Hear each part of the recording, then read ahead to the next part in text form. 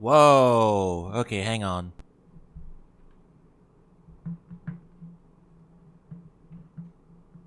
Gotta fix that real quick. Hang on.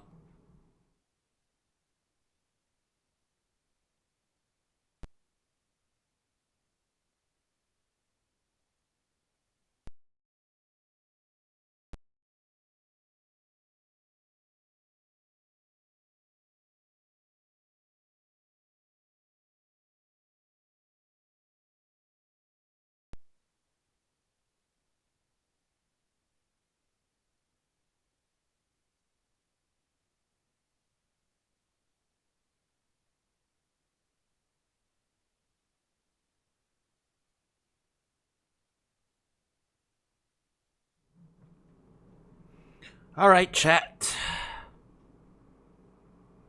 We're getting to the juicy parts. The very, very juicy parts.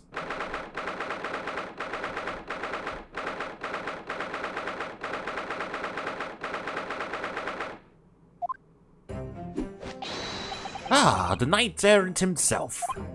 Oh, have you been watching from the gallery, Mr. Sholmes? I've been on the edge of my seat the entire time.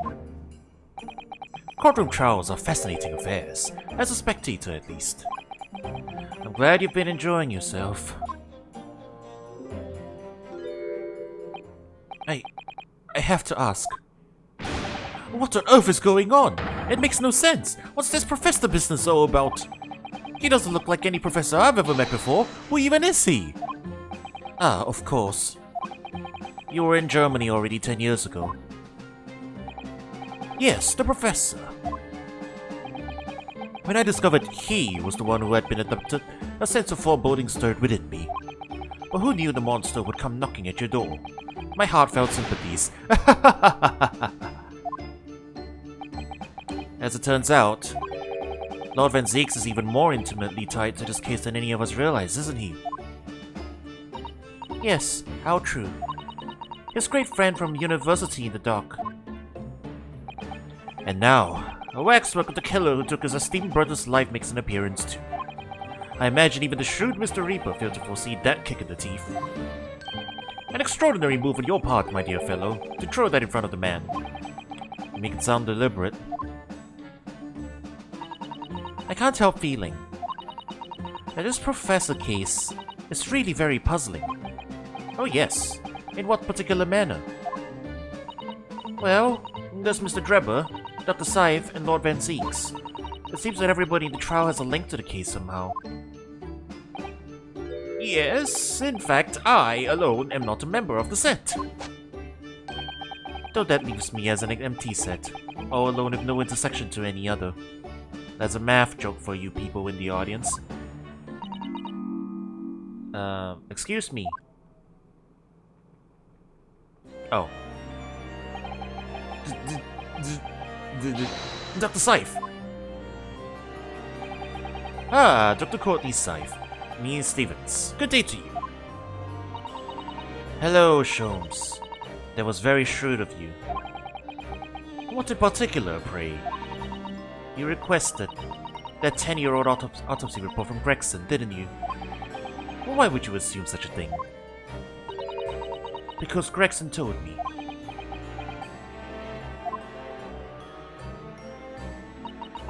To think it's been 10 years. 10 years in the laboratory, wielding my scalpel. I smell of nothing but corpses and disinfectant. The policeman on the jury has a lot to say about you as it happens, Dr. Scythe. And I've accused you of being complicit in what happened. I'm hoping that you'll take the stand and tell the truth about what really happened. That certainly won't be possible. Lord Van Zieks won't be summoning me as a witness. Lord Strongheart has forbidden it. Lord Strongheart? The Pandora's box you were warned about is the Professor case. But please don't make the mistake of thinking you'll get any information about it out of me. But attempting to hide from the truth, that's cowardice! I've always fought crime in the way that I see fit. I have no regrets, none at all. And that's all I came here to say. So, good day to you.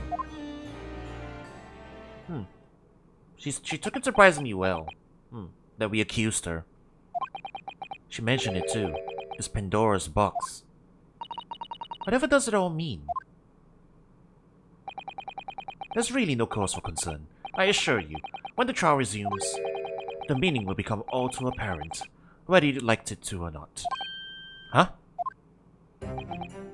Now then, I believe it's almost time. I must make my way back to the public gallery. The edge of my seat awaits. I think maybe you're enjoying yourself a little too much. Ah yes, one word of warning before I go. If, in the course of the trial this afternoon, you perceive even a shadow of doubt about the truth, don't let it out of your sight. Pursue it like a dog with a bone. To the bitter end, you understand. Do not falter, whatever may come to pass. Alright, I understand. Thank you. Good. I shall make myself scarce then. I purchased a bar of caramel earlier, so I shall be gnawing on that as you gnaw away at the truth. What did that warning from Mr. Sholmes really mean, I wonder? Especially the bit about whatever may come to pass. What, are we gonna leak? We gonna leak government secrets in the middle of court again? Are we gonna get this barred again? It sounds about par for the course.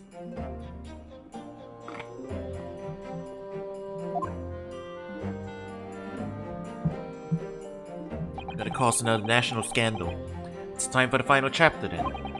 I'm determined to find the truth, no matter what.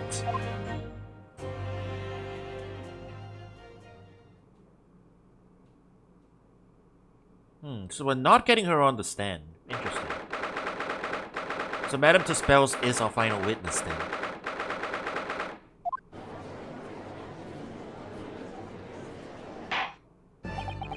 In the name of the registered this court. Process of the prosecution. Are you ready to continue? The prosecution is ready, my lord. Yes, my lord. The defense is also ready.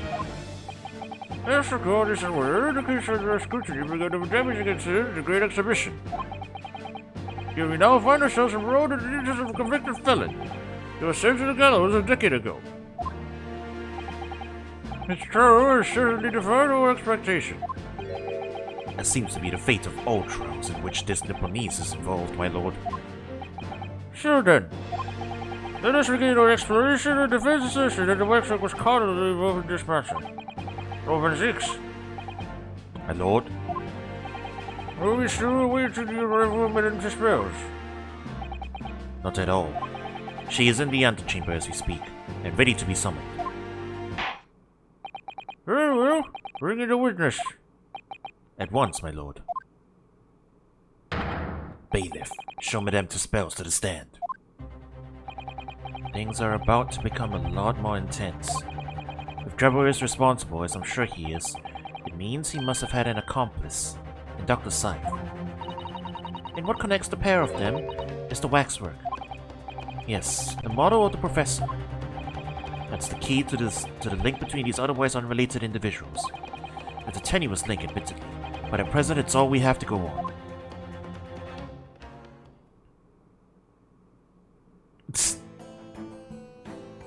Who is she making? Is that Holmes? State your name and occupation for the court, please. My name is Madame Esmeralda Tuspels. I am a waxwork artisan, and the proprietress of the Madame Tuspels Museum of Waxwork. You will have to pardon me for working as I testify. My new exhibit must open very soon. Oh, so he finally gets a statue, does he? Now there are 2 of them in the world. Oh my, what expression is she carving onto that face? A number of days ago, a particular waxwork model was stolen from the museum. Can you confirm this? Oui, that is true. At first, we believed it had been kidnapped. Kidnapped? Yes, my lord. There was a demand for ransom money left behind by the culprit. However, according to what I have just been told outside the courtroom, that was not the true reason.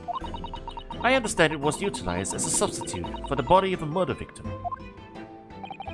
At present, that is no more than conjecture proposed by the defense.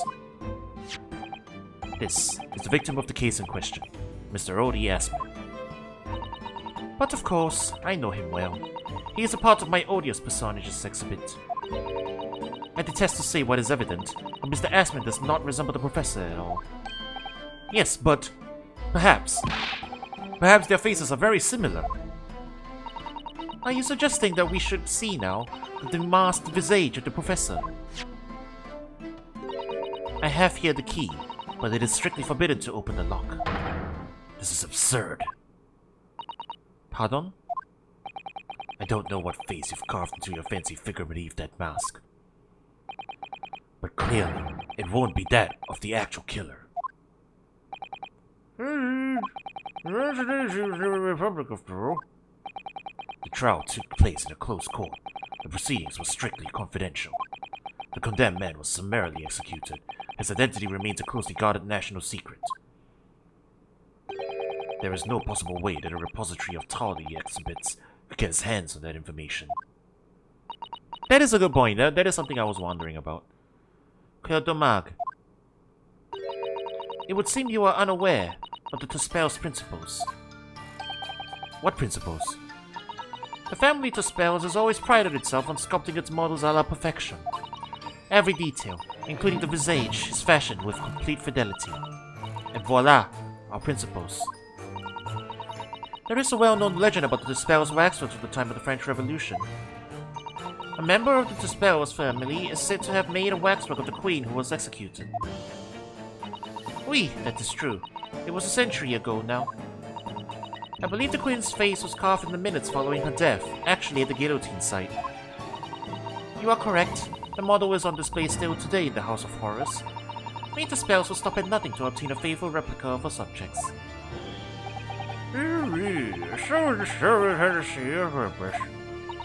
It is the only way to obtain a truly lifelike representation of the subject. And it has been my family's secret for generations. Do you mean to say that beneath that mask? Oui, the true visage of the killer is there. This is ludicrous. It's out of the question. The professor spread terror throughout Great Britain. As a result, the Madame Tuspel special exhibit remains extremely popular, even today. Why is Van Zieks losing it over there? I've never seen him this flustered. A killer emerging from his own grave. It is a sight to behold. You should come. I think it would be beneficial to hear full testimony on this matter. We will explain every detail of this macabre model, and your personal involvement in its creation. With pleasure. Yeah, I'm just pointing out that it's really odd. You've never seen Van Zieks act this way. He actually seems a little bit off guard now. Even he doesn't know. The special exhibit in the House of Horrors was based on a rumor that shocked society in London. An impression of the visage was taken directly from the corpse, in accordance with the Spell's family principles. I enlisted the aid of the gravedigger and created a mold for the head in the cemetery just before the interment. I hid myself until he gave me a signal. I was there for a very long time that night. As dawn approached, I was very worried that I could be discovered.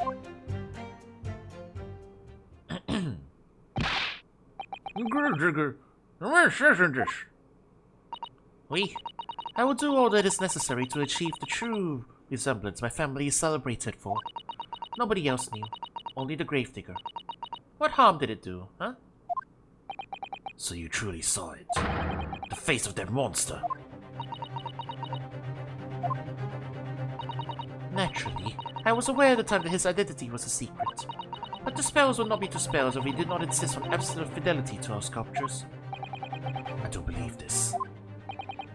I wish I should see the special exhibit in the museum, madame. A truly bucolic scene, in which the murderer is emerging from his own grave.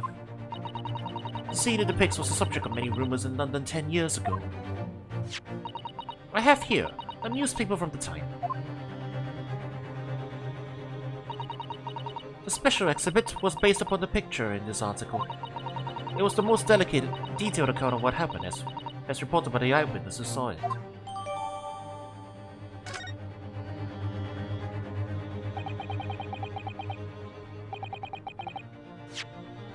Okay, let's take a look at it. Man rises from the grave, and the criminal returns at the dead of night and opens it. At Lowgate Cemetery, just behind the prison, the night of that foul demon's execution, the newly interred professor forced off his grave cover as he clawed free of the earth. The young man who witnessed this scene was on the verge of raising a shriek when, in the next second, a gunshot rang out suddenly from behind. The bullet pierced the resurrected man's chest, whose breath then stilled once more. The youth then finally released the scream he had been holding and ran for his life. Huh. A gunshot was involved too? The university student who experienced this shocking event is Mr. Enoch Drebber, a disciple of science at the University of London, and a resident of his student dorms. Mad Sheep Rampage! Unexplained phenomenon grips Oxfordshire region. Locals reported a most remarkable circumstance in which folded sheep were seized with sudden fright and leapt from fields and pens. Not even the thing of the Empire. Charles Darwin to receive Copley Medal. This year's recipient of the Royal Society's most prestigious award is Mr. Charles Darwin for his highly important contributions and researches in the field of geology, zoology, and botanical physiology. Mr. Darwin joins the ranks of such monumental figures. The Great Stink. After a great many years, Parliament has, at long last, resolved to relieve the citizens of London of the horrifying stench that carries on the slightest breeze and lingers in the nostrils of every man, woman, and child. A greater sewer system is to be built underfoot that will divert fecal. Huh. That's funny. I think, other than the Mad Sheep Rampage, which I have no idea what this is about, this is actually relevant news. The Great Blaze.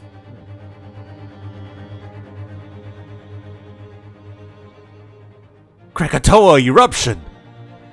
Krakatoa! You know, I'm almost a little disappointed. I was hoping to see like a Capcom reference somewhere down here, you know? Like, oh, I don't know. Massive Asura statue unearthed in the Nipponese region or something like that, you know? It'd be cool if they slipped something like that in there. Man rises from the grave.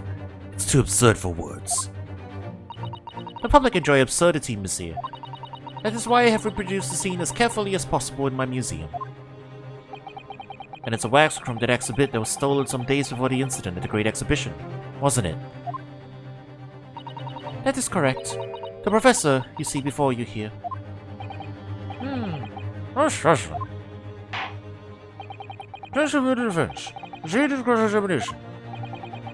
This waxwork links Drebber to Dr. Scythe, and there has to be some reason for that, which hasn't yet come to light. But I'll find it. I'll get to the bottom of what really happened. I'll prove that Dr. Scythe and Drebber were in on this crime together.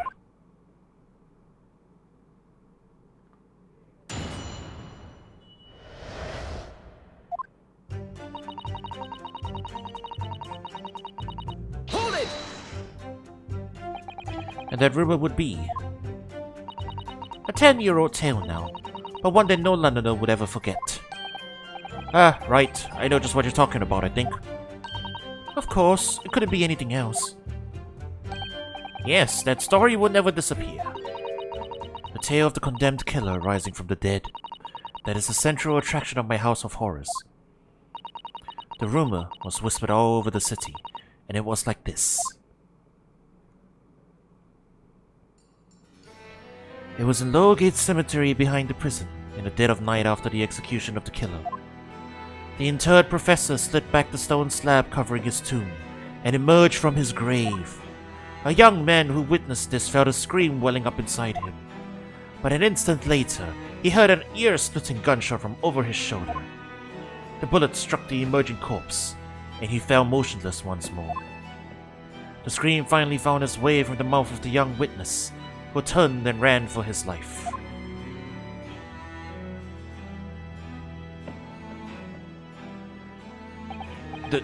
The corpse climbed out of his own grave. And then somebody shot him.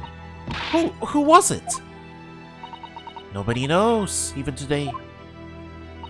But remember, it was just a rumor. Perhaps nothing more than a ghost story. The good people of London, they love stories like this.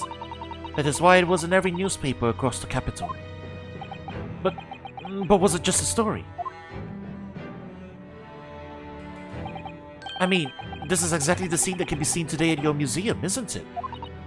Oui, the special exhibit was modeled on that very illustration. For a while afterwards, the contents of that article were reproduced in every newspaper imaginable. Madame, may I say something? Please, go ahead, mademoiselle. When something is described as a rumor, it doesn't necessarily mean that it's entirely made up. I believe that often, rumors contain elements of the truth. Ah, I see that people from the East can be just as astute as the people of Europe. Can we be sure, for instance, that the professor's execution was successful? It is not possible for the dead to come back to life. Sorry. 10 years ago, I was there in Lowgate Cemetery, after the criminal known as the Professor was killed by hanging. I took a wax impression of his visage from the corpse just before it was interred. So I can assure you, the man was dead. I see. Who says they appear to the good members of the intended friends? Alright, so at least we can trust that much at least. Hold it! Is that true of every waxwork in your museum then? It is. Assuming the subject is dead, of course. Live subjects have to cooperate in a similar way. I have letters from imprisoned criminals all the time, you know. What sort of letters? When my time comes, please make a waxwork of me. Oh my god. No! A museum is famous, monsieur. To be made into a waxwork is an honor, and for some criminals a symbol of status even. Because nothing says hardened criminal better than wax. And it is thanks to one killer in particular that my museum has gained such popularity in London. I refer to the star of the special exhibit, of course. The Professor. Whose form you claim to have captured by taking an impression from the actual corpse. There are no exceptions to the principles of the spells.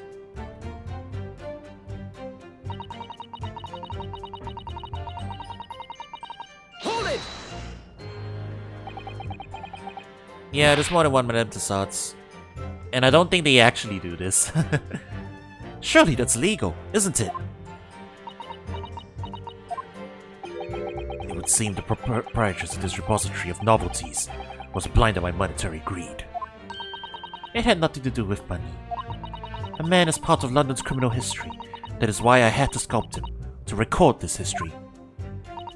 It is the raison d'etre of the Tussauds Museum. But if the man was convicted in a closed court and sent for immediate execution, then surely nobody but the members of the judiciary present know the killer's true identity. I assure you, behind that mask is hidden the true face of the Professor. Do you realize what you're saying? The Professor's identity is a national secret. I was joking about us leaking national secrets in here, but I guess that's what we're doing. I understand.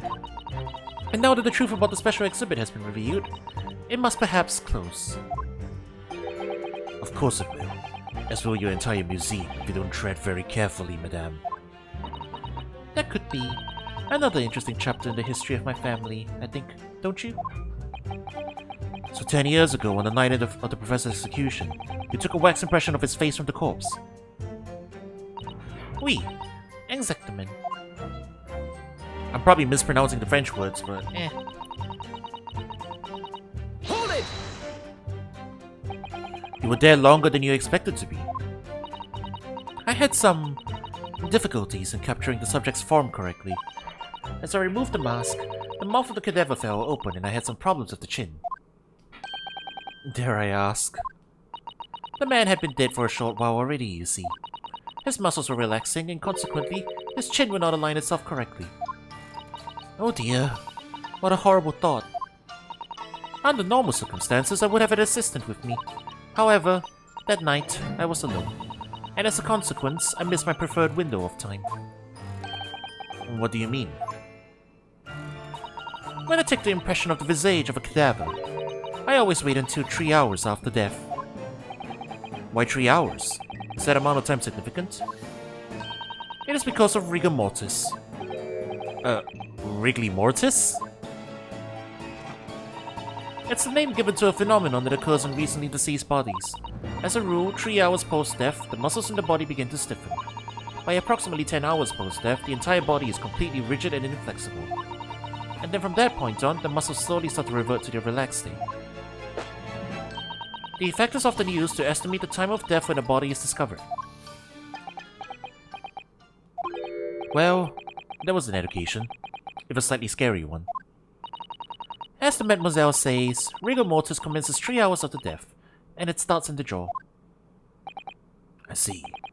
So that's why you wait. Before that time, the mouth falls open, and it is very difficult to do my work. It's getting hard for me to do my work, with all this talk of corpses. I wonder about that information the courts just heard from Madame Dispels.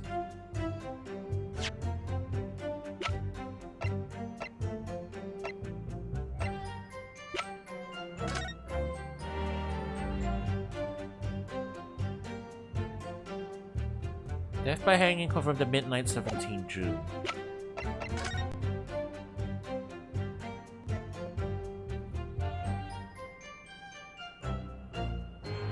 I don't see a date here.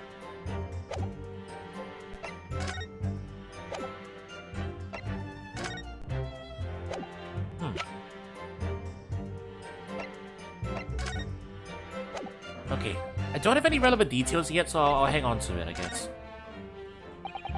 I think I'd rather pretend I didn't hear any of those grim details and try to forget all about it. Thank you, madame. Please continue. Certainly. So, you comprehend a little of the process now, and why it took me so long that night.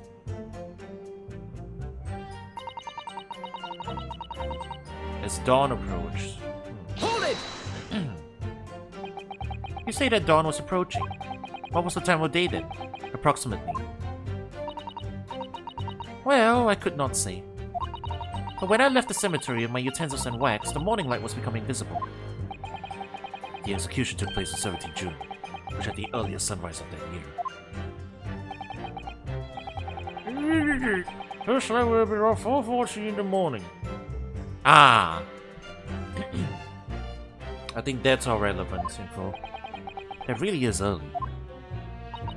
The fact is, I had very little time, so I finished my work in a half hour. It was necessary to complete the impression and bury the body before daybreak, of course. If someone had discovered me there, it would have been a catastrophe. Is it me, or does Mrs. Sholmes seem to be taking shape more quickly now, too? You certainly really got a extraordinary lecture at work, madame. I wonder, is what she said particularly significant? It is significant now. Madame, those details about how long it took you to complete the sculpture and the early sunrise, could you include them in your testimony? I believe they may be significant. Of course, if you would like me to. You're quite right, Miss Naruto. It is intriguing. A sunrise at 4 in the morning would be absolutely unimaginable at home, wouldn't it? That's not quite what I meant by significant.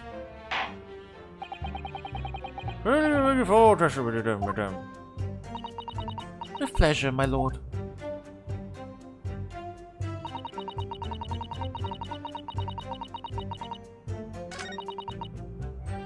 Hold it! I'll get the other statement added as well.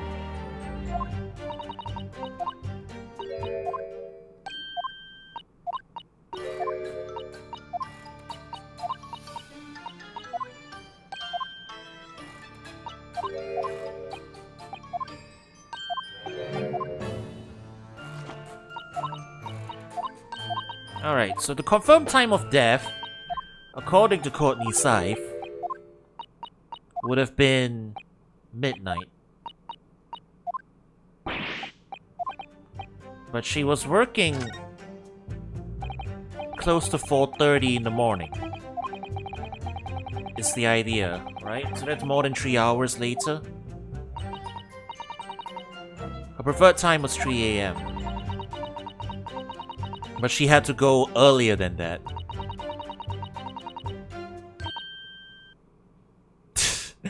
The atmosphere in this courtroom has become extremely grave. This is no time for jokes, Miss Susato.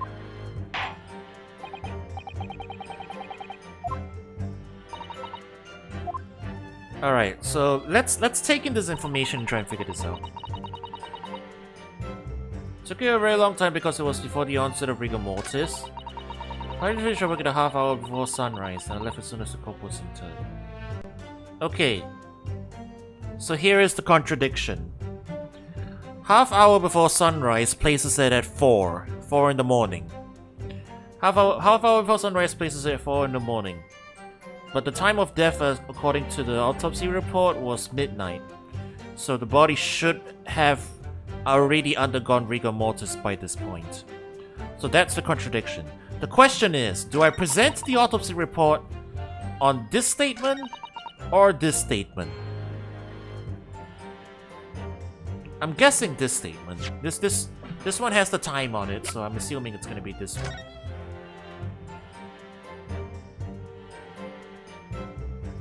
Wait, hang on!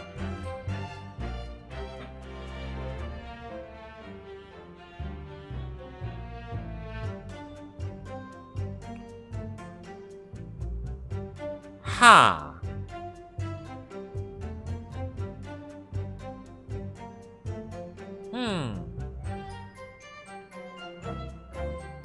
What's his name doing here? He was an illustrator?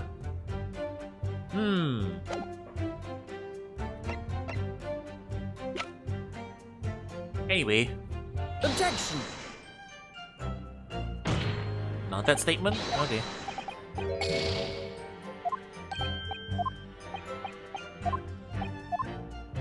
That statement had the time on it though, so...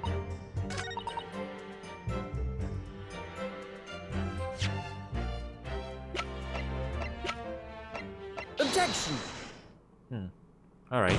They wanted that statement in particular. Madame Dispels. I have here an autopsy report that was filed 10 years ago now. It confirms the death of the professor following his execution at the gallows. And is that a problem? I believe it is, because your testimony and a particular detail in the report completely contradict one another. What? Are you going to explain yourself, my Nepalese friend? According to her testimony, Madame Dispels was creating her wax impression just before dawn, and at the time, rigor mortis had not yet set in. Am I correct so far, Madame? You are, yes. As I said, the stiffening of the jaw is the first sign of rigor mortis, 2 to 3 hours after death. But the man's chin was limp, so he cannot have been dead for a long time. But on the other hand, if you look at Dr. Sai's report, it quite clearly states the following. Death by hanging confirmed at midnight, 17th June. No. If the professor indeed died at midnight that day, then by the time he was sculpting his face, rigor mortis would already have set in. Oi, yes, you are right. The chin, it would have been completely stiff. In other words, this report is wrong. Objection! No coroner makes mistakes when recording the time of death. The very idea is absurd. In that case, there's only one possible conclusion. The execution didn't actually take place at the stated time. Impossible!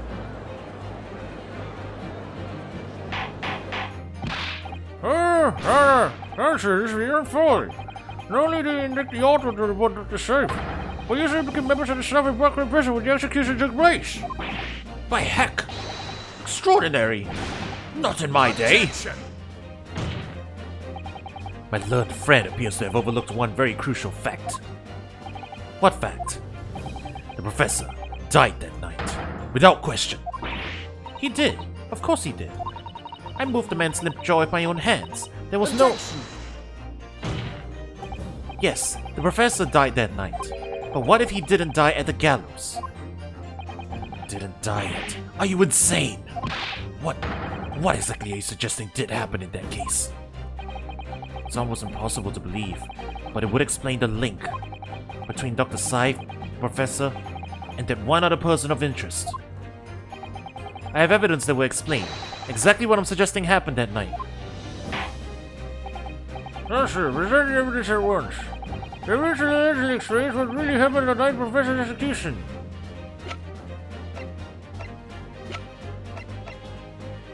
Is this where the camera comes into play?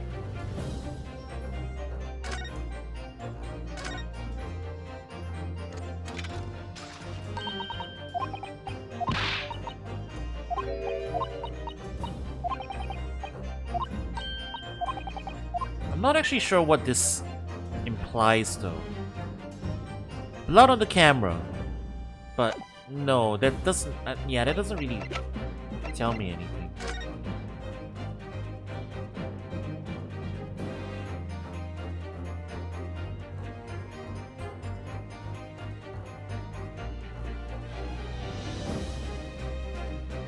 This also happened on that night.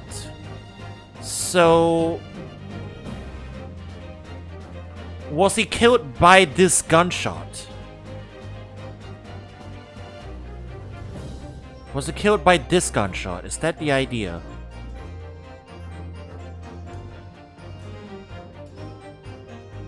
Did he attempt to fake his death? Was coming out and then got shot and died for real? Is that what? Is that our angle? I guess that's our angle. Take that! What happened that night is written very plainly in this newspaper article. Executed criminal returns at the dead of night at local cemetery. You're suggesting it was a corpse coming back from the dead now. Well, if this article is to be believed, yes. The professor, assumed dead following his execution, emerged from his grave and was killed again. Objection! Don't be a fool.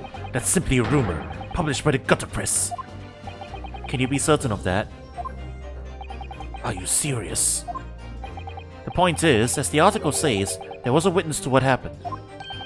Yes, indeed. Ma'oi, the young man who stole into the cemetery by chance that night. Objection! Of course there was a witness. The story didn't write itself.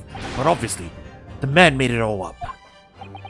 In any case, this was 10 years ago now. There still even no hope of finding him. Objection!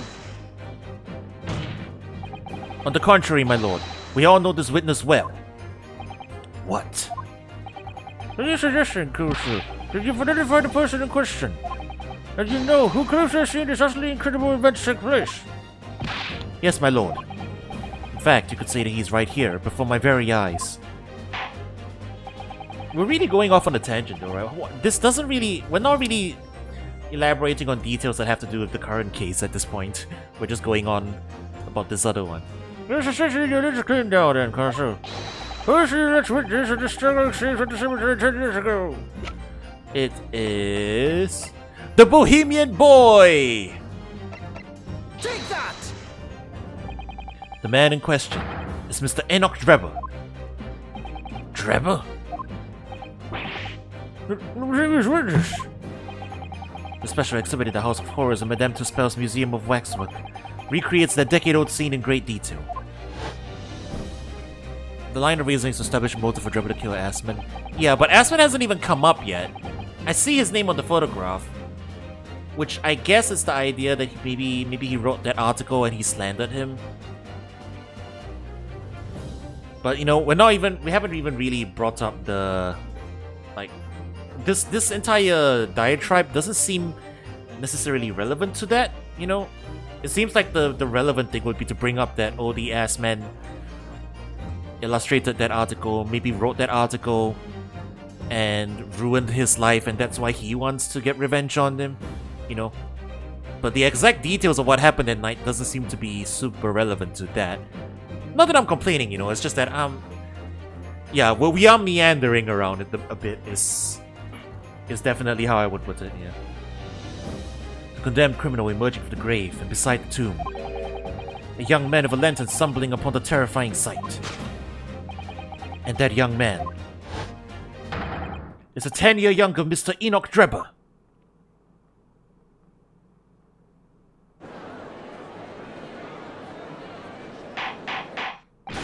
Here you are, Kusu. Drebber was there, in Logate Cemetery.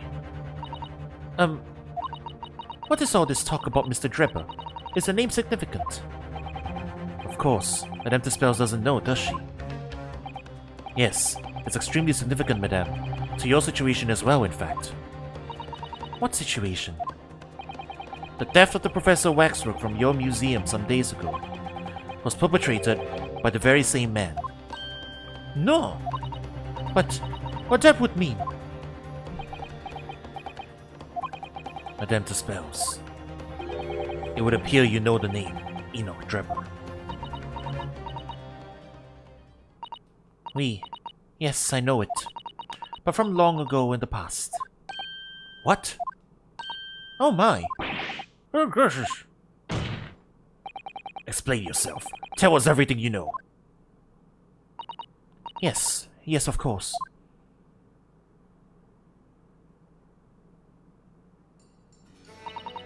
The story of the young man and the terrible sight he witnessed in the cemetery 10 years ago was published in every single newspaper in London and throughout Great Britain.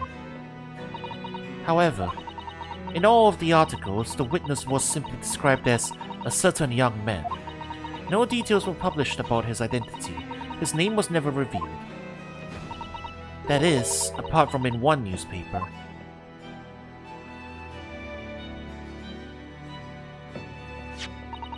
The Daily Circus. It is the paper from which comes the article I have already shown the court. You're saying that his full name was only publicized in that article? Yes, here it is. The university student who experienced this shocking event is Mr. Enoch Drebber, a disciple of science at the University of London and president of the student dorms. Unbelievable. When I read the article, I went to meet with the man. His discovery of the condemned criminal coming back to life in the cemetery in the dead of night would make a perfect exhibit for my house of horrors, whether it was the truth or not. I see. So you went to meet Mr. Drebber discovered the wax of the man, didn't you? Exactly. He was studying science at the University of London in those days. He was just a poor student. I paid him £5 to model for the waxwork, and since that time, it has been in my museum to recreate the scene of terror from the cemetery.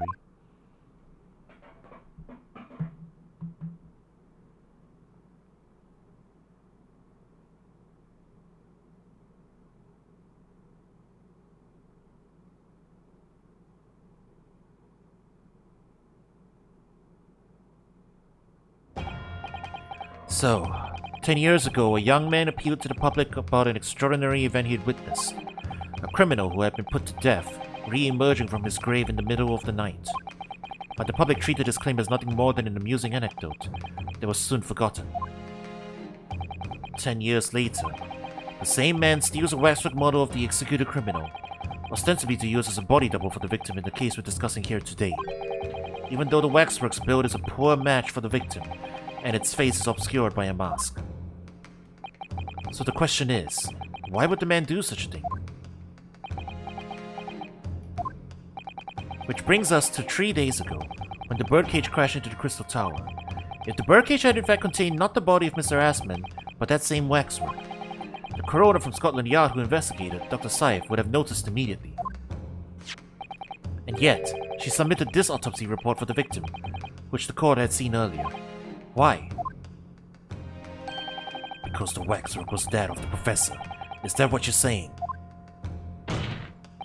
Dr. Saif put her name to a document confirming the death of a condemned criminal who was still alive. A criminal whose apparent resurrection was witnessed by Mr. Drebber. But that misconduct was a deadly secret the coroner would do anything to protect. Which is precisely why Mr. Drebber used that particular waxwork as the body double.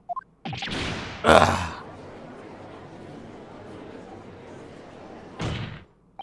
My lord, this court must summon Dr. Saif to the stand. The defense is determined to find out exactly how the coroner and Mr. Drebber are connected. According to the message I received this morning to the prosecutor's office, Dr. Saif is unable to participate in these proceedings. Is that not the case? She told us so herself, didn't she?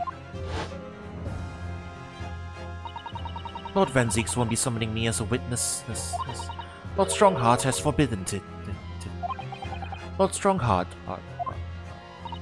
The Pandora's box you were warned about is the Professor case.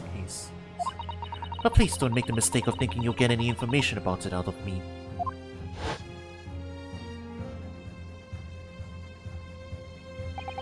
Something happened on the night of that killer's execution 10 years ago, and surely nobody will want to get to the bottom of that more than Lord VIII. The prosecution calls for the instructions in that missive to be scrapped. Lord VIII, Mr. Vici from Lord Chief Justice's office. Objection! The assigned prosecutor has the final say on policy in any particular trial. In other words, me. Yes. Let Enoch Drebber and Dr. Scythe both take the stand together.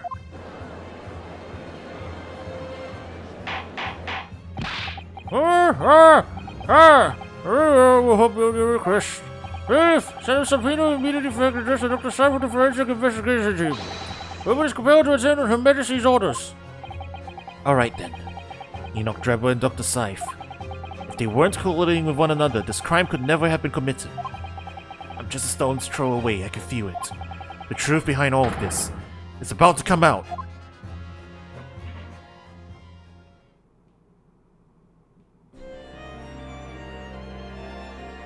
Madame Dispels is staying on the stand? Okay. Thank you for your attendance at such short notice, Dr. Scythe. I'm disappointed in you, Lord VIII. You've completely betrayed the agreed policy of both Scotland Yard and the prosecutor's office. Betrayal is not in my nature, as long as the truth isn't compromised. If it is, if there's even a hint of wrongdoing, then no matter whom it concerns or disgruntles, I will pursue the matter to the bitter end, as with any prosecutor worth his salt. Mr. Drebber, you took the victim's life by means of a machine that you constructed in your workshop. And Dr. Scythe, as the investigating coroner, you were the first on the scene to examine the victim's body.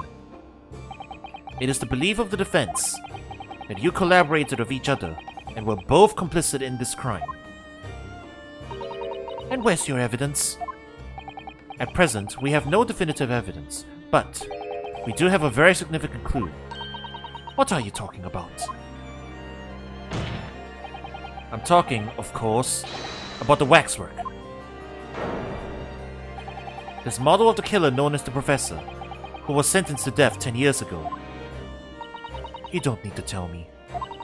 I witnessed the man's execution with my own eyes, and officially pronounced him dead.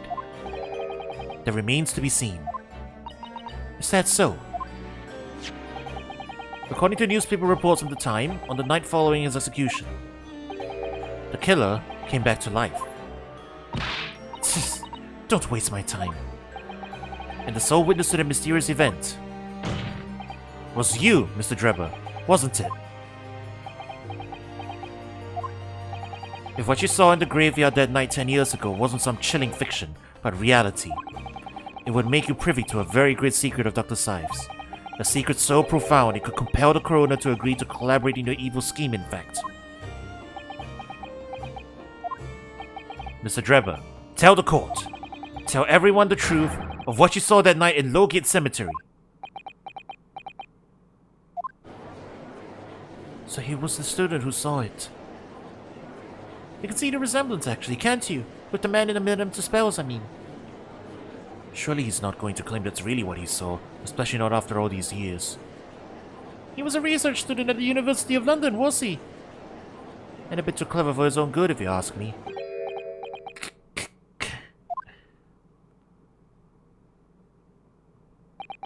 What an interesting twist. When at the time, not one person would take me seriously. Yet now here we are, 10 years later, and suddenly my story matters. And in a court of law, too.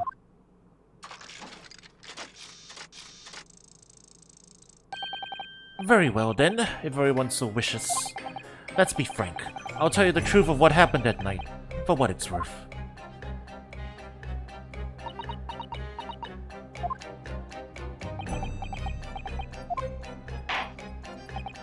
Hey, Mr. Trevor. I just read a piece about the events of that night 10 years ago. Will you tell the court exactly what you stumbled across in the local cemetery? Yes, of course. As you wish.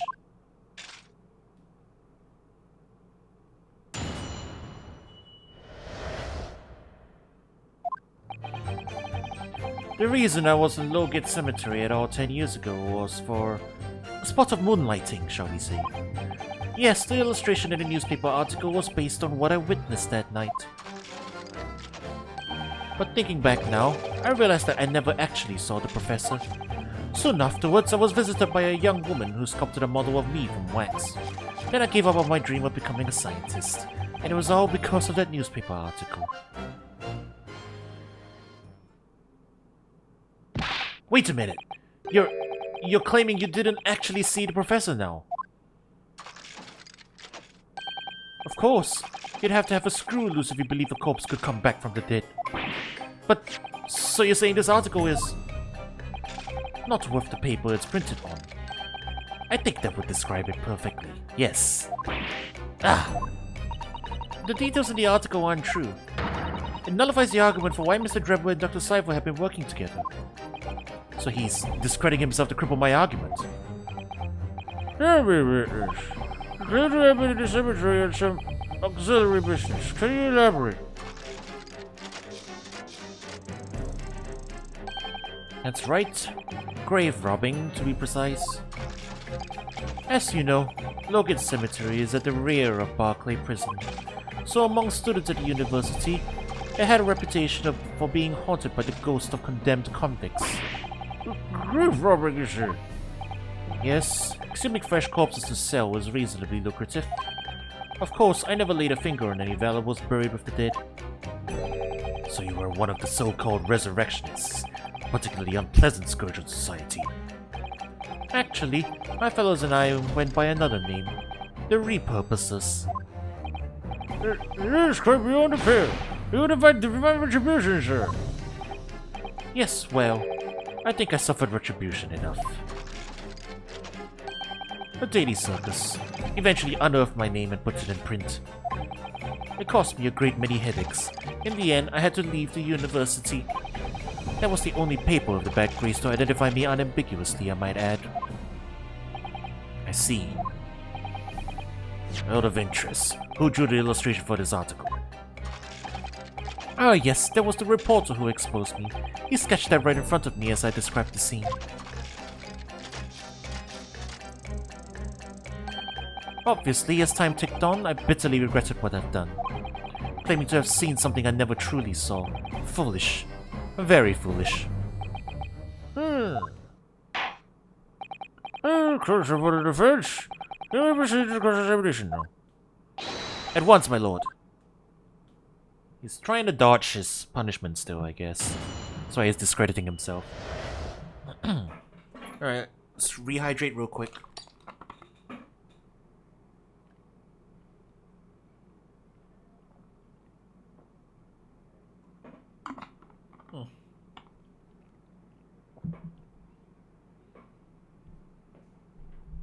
I like how my model's tracking is accurate enough to catch me drinking water.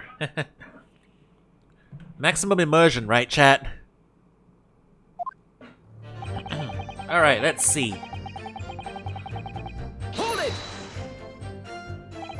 By moonlighting, you mean grave robbing, do you? Surely you only need to look at the graveyard scene and my appearance to gauge the answer to that. The lantern and spade. But who on earth would want to buy a dead body? Any major hospital. A hospital? In order to better understand the human body, the study of anatomy is crucial to medical science. But there isn't a hospital in the world that has enough specimens to work with. Though obviously they can't openly express an interest in obtaining more by dubious means. As aspiring scientists, we young research students had no money to work with, as I'm sure you can imagine. So we made surreptitious arrangements of a hospital via some of our medical student acquaintances. We would never take anything of value from the graves. This was all for the furtherance of science, you see. That's what we all told ourselves every time we stole into the graveyard at night, spade in hand. You realize body snatching is a serious crime. If you were caught, you could expect the gravest of consequences. We students were caught between the hammer and the anvil. We needed funds for research. Professor Harebrain said exactly the same. You're suspicious and apparently with you would reveal this abhorrent behavior. Well, if you wanted to know why I was there at Logan Cemetery, that's the reason. But I never expected it to end the way it did. That, I regret to this day.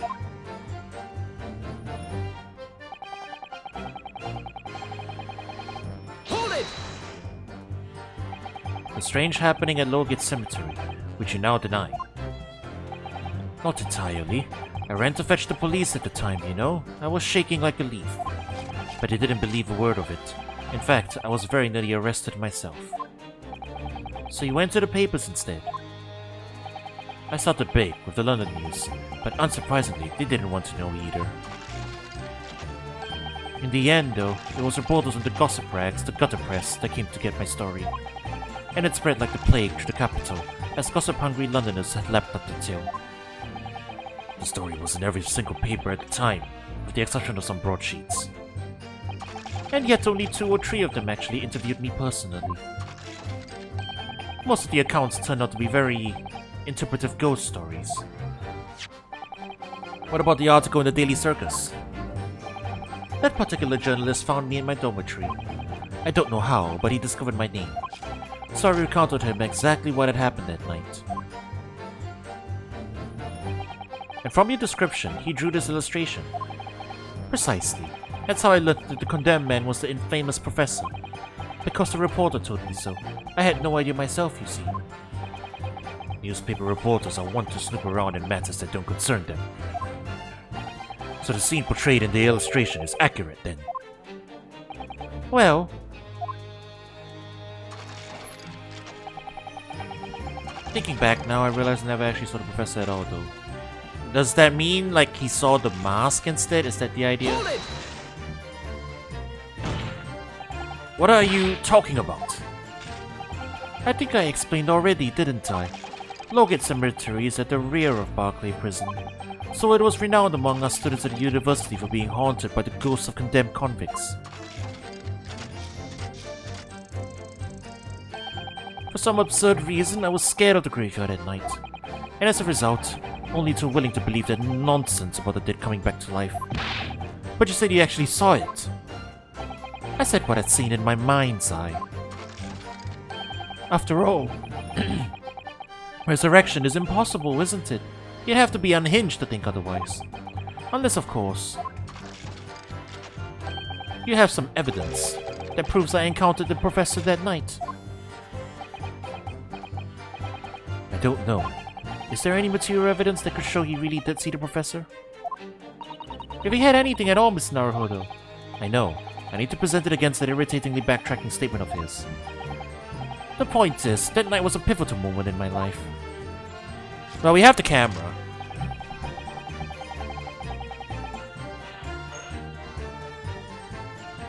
The camera with blood on it. I guess that's... The idea is that that's the actual camera he was carrying at the time. So where could the blood have come from if, you know, all that didn't happen? But it's, yeah, it's a bit of a jump in logic still, so I'm gonna press everything else first to see if I get any other info. That young woman being Madame Tuspel's, of course. Precisely. I must say, I didn't expect to run into her again like this 10 years later. As I have explained, I went by the name published in the article when Komika found the man. Yes, the article in the Daily Circus, I think you said. I was a poor student with barely a penny to my name at the time. And the young lady put £5 in front of me. So you readily consented to having a waxwork of yourself made, and gave permission for it to be put on display. I did. I should sell what little I had to sell, I concluded. Ah, oui. I remember now.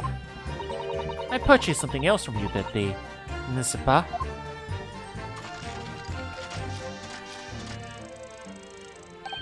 Did you? I can't say I remember. What was it, madame? His camera. Ah, there we go. Now we have confirmation. Ah. Oh yes. I made a point of taking it with me whenever I made an excursion into any cemetery. You took a camera with you, sir. For what end? To record the details of the bodies I disinterred. But I had no intention of ever visiting a graveyard again after that night, so I sold it. I see. But I still have it, monsieur. It is part of the special exhibit in my House of Horrors. I am very meticulous about such details. It is as spells me. It would seem, then, that this is the very camera Mr. Drebber took of him to Logate Cemetery on the night in question. Yes, interesting. There we go. Information has been updated. Now we can present it, I think.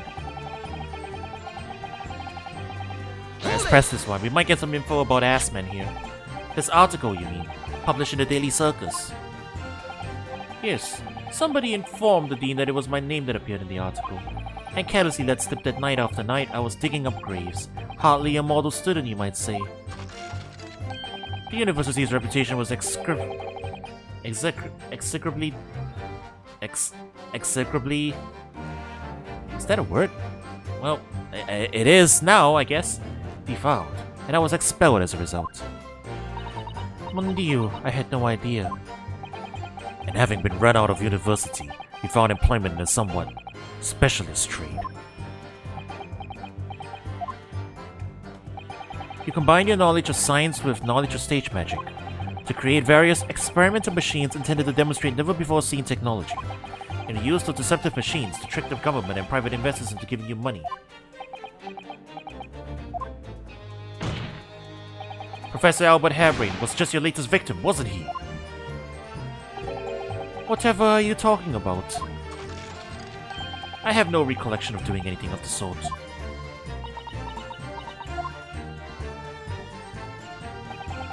What's Drebber up to? Why would he suddenly change his tune and recant his claim? I wonder if perhaps it's because his circumstances have changed now. What circumstances? Well, if he admits to having seen the professor emerging alive from his grave 10 years ago, it will expose a secret in Dr. Sai's past that she would desperately want to hide. Yes, of course. If Drebber and Dr. Sai are working together now, then if Drebber were to betray her, there would be no reason for her to continue to cooperate. In that case, there's only one way around it. I'll have to prove that he really did see it. Prove he really did see the professor's corpse coming back from the dead, as he originally claimed. Yes, Mr. Naruhodo, exactly. Alright, we can now present the camera, I guess.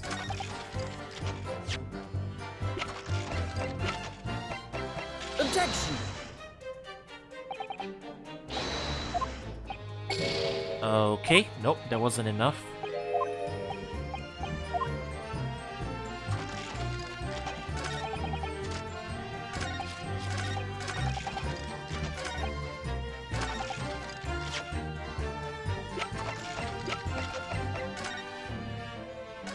Is there anything else here that we need to examine?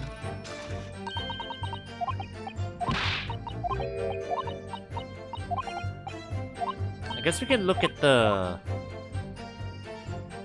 No, we've seen the bloodstain already.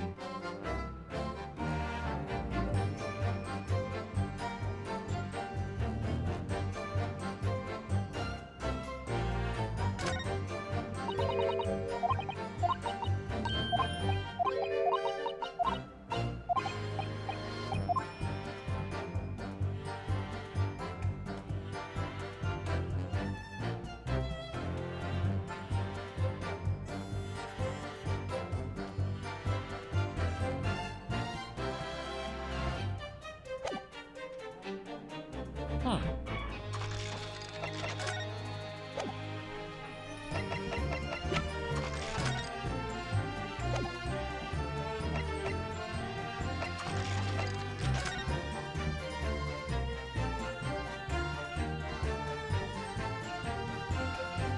Or is it the newspaper article again? There was no blood there, but after that there was blood? Is that the idea?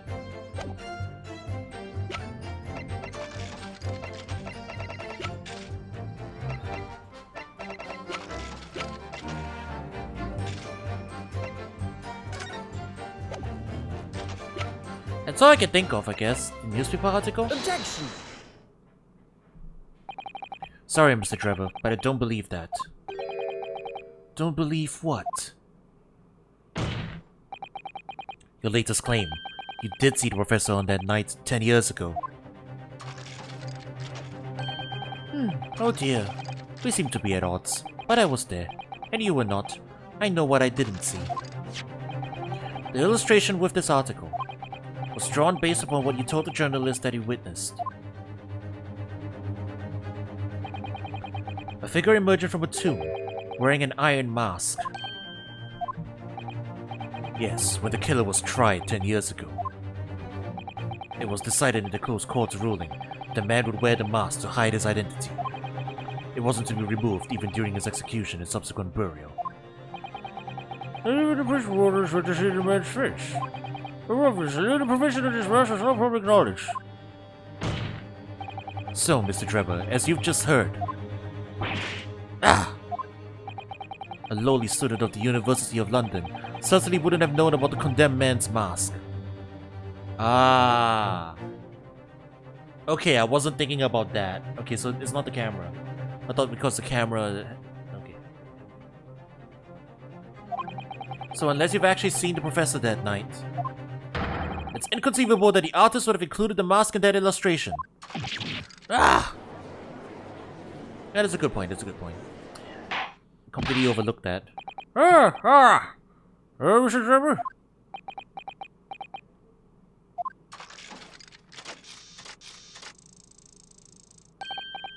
It's a vow scene, isn't it? If you look closely. And as I've already been at pains to point out, I was utterly petrified. Which is why I had it in my head that I'd seen such a blood-curdling sight. But afterwards, I came to my senses, and realized that I've been mistaken. You're still saying you didn't see it?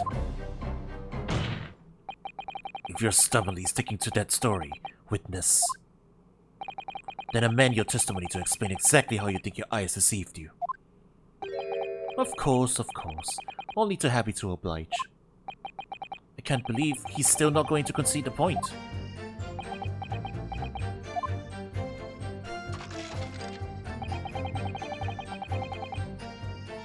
I in fact witnessed a fellow grave robber at work.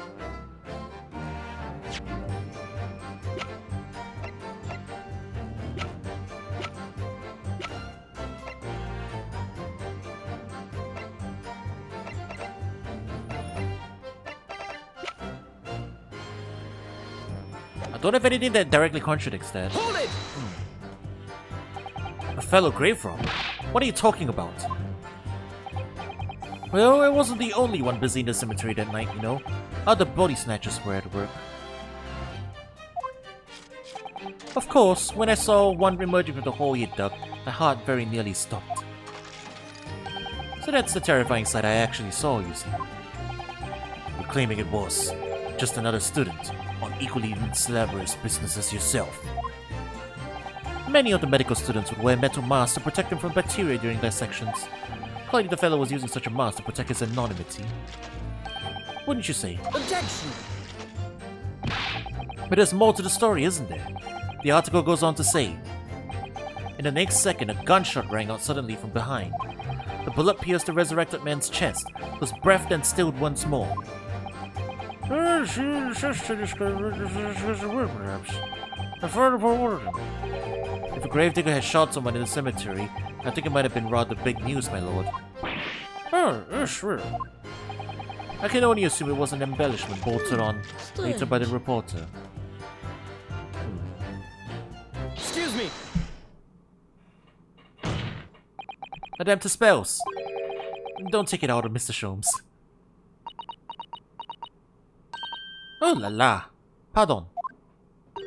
I was lost in my thoughts. Would it be fair to say that Mr. Drebber's last remark was significant to you in some way?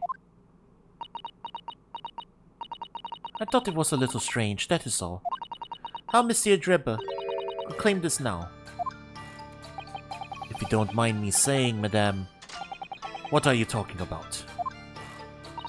Well, when I met you 10 years ago at your university dormitory, You recounted to me about your adventures in the cemetery, no? Including the gunshot. Stop! You might want to watch your tongue, you know. Objection! Have a care, Drebber. That's no way to speak to a lady. Please, Madame Tusspels, carry on. Of course. According to what Monsieur Drebber told me at the time, he did hear a gunshot from behind him, and the bullet hit the condemned man. I said nothing of the sort. None. You were very explicit about the details. About the mask that the figure was wearing. And the blood that splattered over you when he was shot.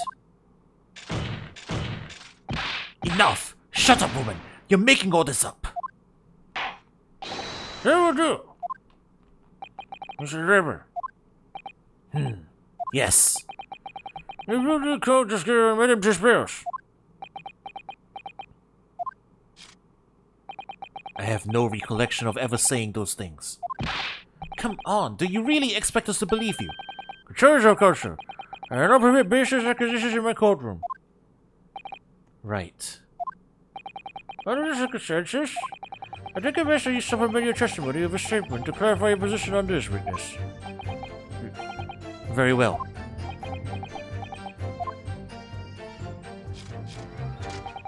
There was no gunshot right behind me at all, no any splattering of blood. Okay, now we can present the camera. Objection! Mr. Drebber, do you remember this camera? But that is the camera from that fateful night. Yes, we borrowed it from the House of Horrors. It's the camera you took with you to the cemetery that night, Mr. Drebber. And? Is that supposed to be significant? This kind of camera is rarely seen in our homeland, so my colleague and I were keen to examine it closely.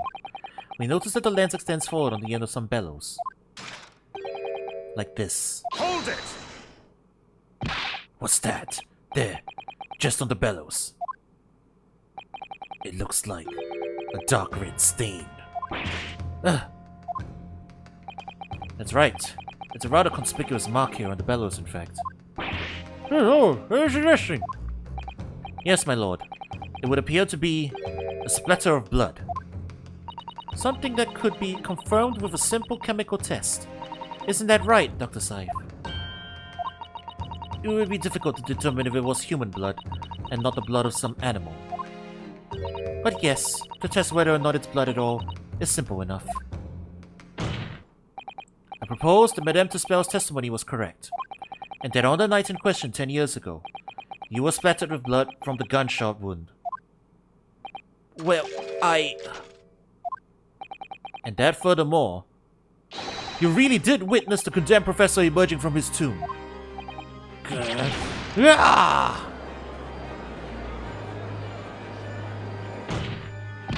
There's simply no way you could have forgotten such a traumatic experience. In other words, the only explanation is that you're trying to hide the fact that you saw the professor that night. Objection! But why? Why would he want to do that? Well, not for his own gain, it would seem. For whose then? Who could benefit? Mr. Drebber is obviously lying in order to protect somebody. Oh goodness, he's shooting someone. He looked at her. Yes, my lord, and clearly, it's someone who doesn't want the truth about the professor coming back to life to be exposed. Who is it then? Who is this witness trying to protect by lying about what he saw that night? It is the Bohemian Boy! Take that! The obvious answer is Dr. Saif. Saif. Whatever do you mean? Imagine if the convict who'd been sentenced to death was not in fact killed. Imagine if that was to come to light. What are you insinuating? And imagine if the convict in question was the country's most hated mass murderer. If it was the professor. This is a scandal. Objection! This is beyond a joke. Need I point out that the dead cannot come back to life? What you're suggesting would mean that the execution never actually happened. Yes, that's exactly what it would mean. Objection! Once a man is sent to the gallows, he hangs. No one could escape, not in Great Britain. Objection! But the fact is, there was a witness to the fact that the man did escape his hanging. If that was really true, Cursor, the implications of misconduct will not stop the supervisor Corona. It will change the honor of the entire judiciary from the ground up. And therein lies Pandora's box, eh? This goes deep. And it's exactly because of those monumental repercussions that Dr. Seif would consent to any demand made of her by someone who threatened to expose the secret, even if that meant being complicit in a crime. You mean? I mean that Dr. Seif wasn't collaborating in Mr. Drebber's wicked scheme. She was coerced into collaborating in order to protect a decade-old secret. She switched the dead body of Mr. Assman with the waxwork model and fabricated the autopsy report.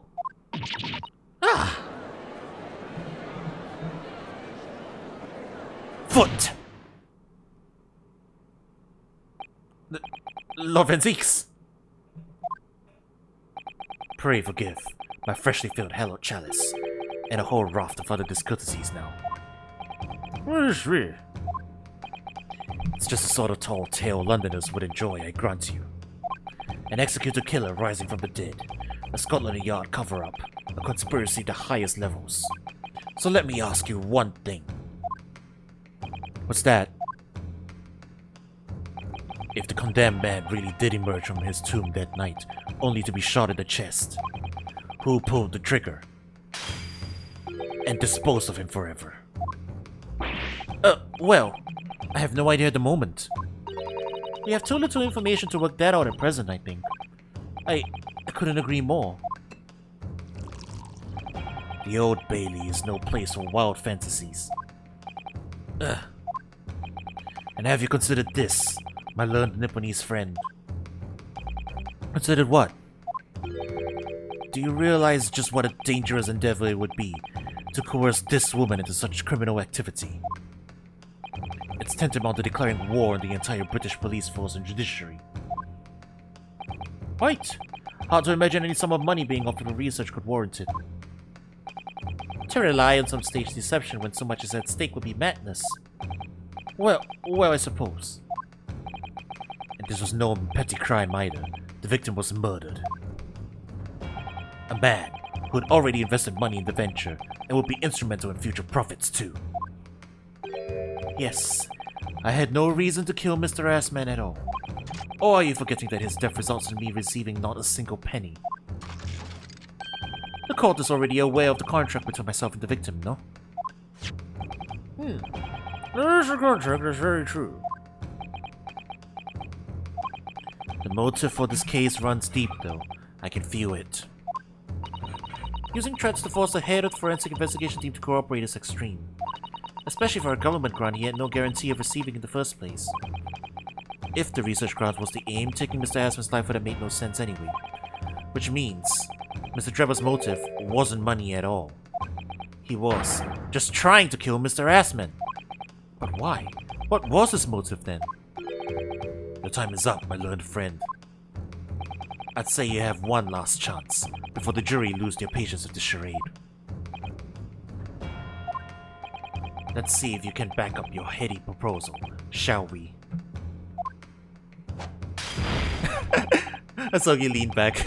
How do you explain why this engineer would throw all caution to the wind and threaten his own country? All these facts, I'm not prepared to listen to more of this outlandish conjecture without proof. Sure, Coach. Present your evidence. Alright. Who exactly was Mr. Assman to Drebber? There's a connection there that no one's seen yet, and I'm going to have to present 2 pieces of evidence to show what it is.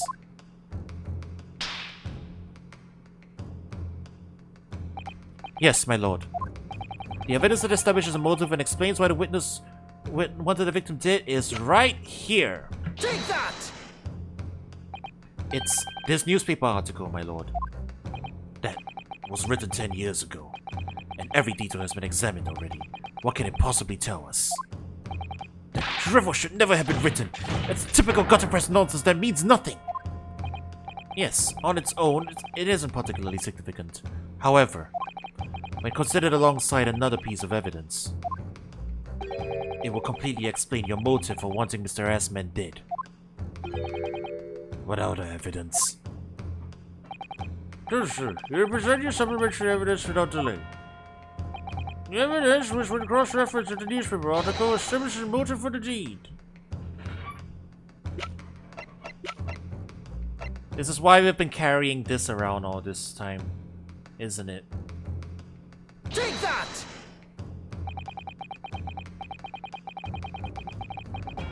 No?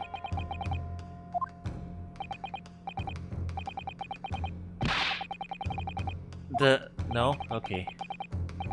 It wasn't the trophy. I thought the idea was to show that he lost everything from it, but okay. Never mind. The trophy was tipped over. He was clearly mad about it.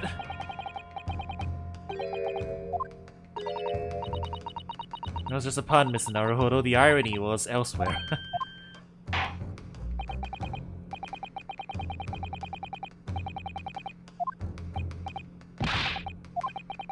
The evidence I need to supplement the article. That was right in front of my eyes. Alright, let's take a look at the evidence again.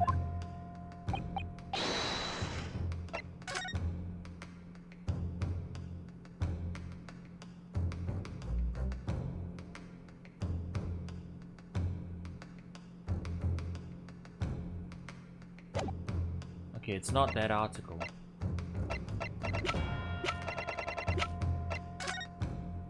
I guess they need to present the signature. Yeah, that's what it was. Take that! It's this contract, my lord. Mr. Drebber, this is the contract you signed with Mr. Assman. Yes, that's right. The very document, in fact. That proves I had no reason to kill the man. No, I'm afraid not. What? There's something very significant that this newspaper article and the contract have in common. And it's that common link. It shows very clearly why you were determined to kill Mr. Odie Assman. It seems the defense has uncovered something the rest of us have missed. So, my learned friend, point out what these two pieces of evidence have in common. Where exactly is the link between this newspaper article and the contract? Take that! What these two pieces of evidence have in common is a signature. The signature. The signature on the illustration that accompanies the 10-year-old article and the signature on the contract belong to the same person. What? Ah! As the court has heard, this illustration was drawn 10 years ago by the newspaper reporter who found Mr. Drebber and interviewed him about his ordeal. If you look closely, the reporter's signature can be seen in the bottom right corner of the drawing. And if you look at the contract here, which was signed between the witness and the victim last year, you can clearly see Mr. Assman's signature at the bottom. Let's see now. Oh Lord, it's identical. In short, the journalist who drew the illustration and wrote the article published about Mr. Drebber 10 years ago was the victim of this case, Mr. Odie Assman.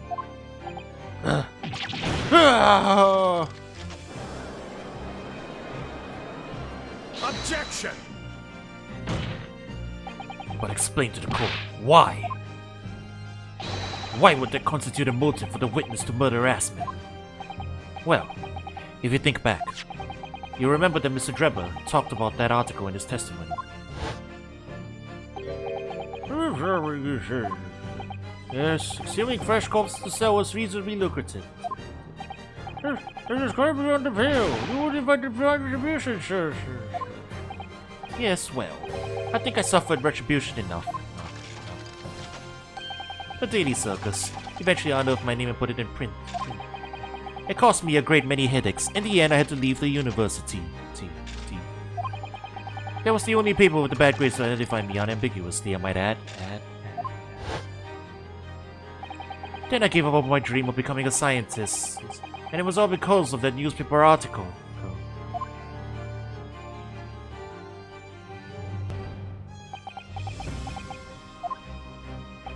At the time, you were a student of the University of London who dreamt of becoming a scientist. However, the single newspaper article changed your entire life. This letter used to be a newspaper journalist, did he? He did, my lord. In fact, it's a widely held belief that Aspen managed to position himself at the heart of his criminal network, thanks to the many dubious connections he made during his time as a reporter. So you had to give up on your dream and leave university. You lost everything. Eventually you found yourself working in the field of science, but only in the shadows. And all because of that article. Written by Mr. Assman. Enough!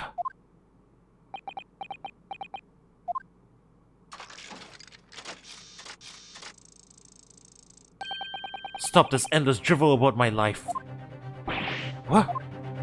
Explain yourself, Mr. Trimmer. Yes, it's true.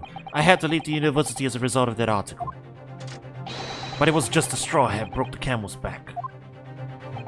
What do you mean? Almost every student of science in the faculty was too poor to actually conduct any research. But they struggled on with their hypothesis anyway. We all did. Only to have them taken by vultures. Sooner or later, you knew your ideas would be stolen and patented by some wretch or other after all. Oh, gracious. Making a name for yourself as a scientist in a climate like that was a miracle only a select few geniuses could ever hope to achieve. Personally, I wasn't one of those geniuses, so it was hardly a wrench. Being forced out of the university because of Logate was the best thing that could have happened to me. Objection! Mr. Drebber, do you genuinely believe that? Of course I do. Who's better placed to know that whether or not I possess a talent for science than me? I'm sorry to say that your words don't ring true at all. How dare you? And I have evidence to prove it. How are you in a position to say anything about me? I don't know you from Adam. Fine, if you think you have evidence, go ahead. Show it! What could you possibly have to disprove the idea that I was happy to leave the university because I lacked talent? And that's why we were carrying this thing around. Take that! Do you remember this, Mr. Draper? We found it at your workshop. Is that a Royal Society trophy for excellence in science? Not exactly as a trophy, Counsel. It's the greatest honor that can be bestowed upon a young scientist, my lord. There is no higher accolade. It recognizes emerging talent and promises a bright future. Oh, gracious. Your prospects for the future were excellent, weren't they, Mr. Draper? Because even then, you were a genius in your field. But you lost everything. You had no more future. Your talent would go to waste. All as a result of this one newspaper article. I don't know when you realized who Mr. Assman was, but when it dawned on you that he was the same journalist who 10 years ago ruined your life, it's abundantly clear that you had no intention of forgiving the man.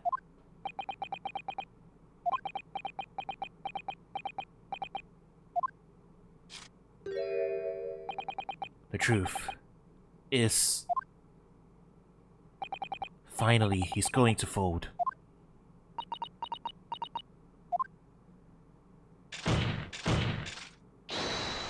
Hold it! I'm guessing that was Scythe. Yeah.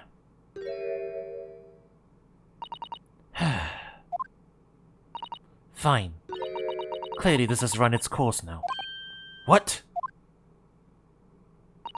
I admit it. All of it. What?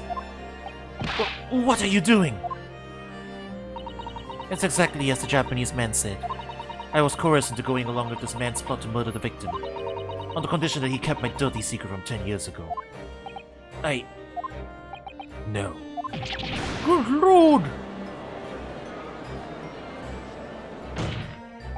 Dr. Scythe, do you realize what you're saying, woman? It's all true. That day,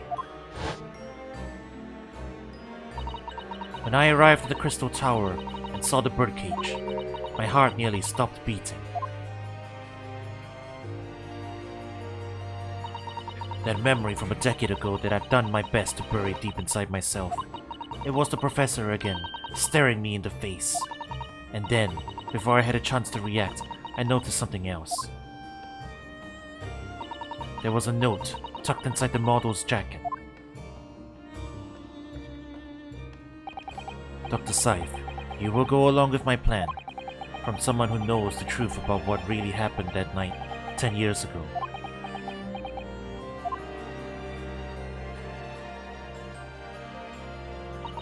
All the instructions were there in the note.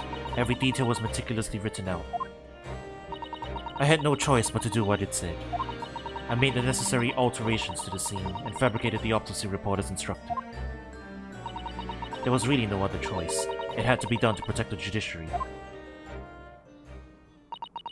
I can only apologize now.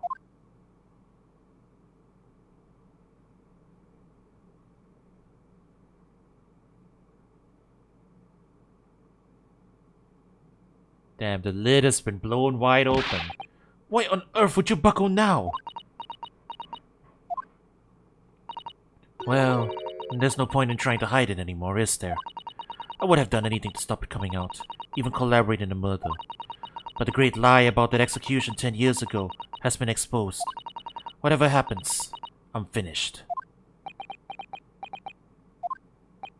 So then, Mr. Drebber, what do you say to that? Your accomplice has admitted everything. Surely it goes without saying. You admit your part in it too, then? I admit nothing! At all! What? Have you forgotten that the kinesis machine was ripped to shreds by an explosion? Short of me admitting to a crime, there's really no possible way for you to prove I did anything wrong. No! Damn, this is the most persistent guy I've ever seen. His accomplice is cracked and he's still putting up a fight. Wow. Honestly, respect. Whatever this man says, I admit everything. He threatened to expose my secret, so I went along with his plan. And Lord Van Zeeks. Yes.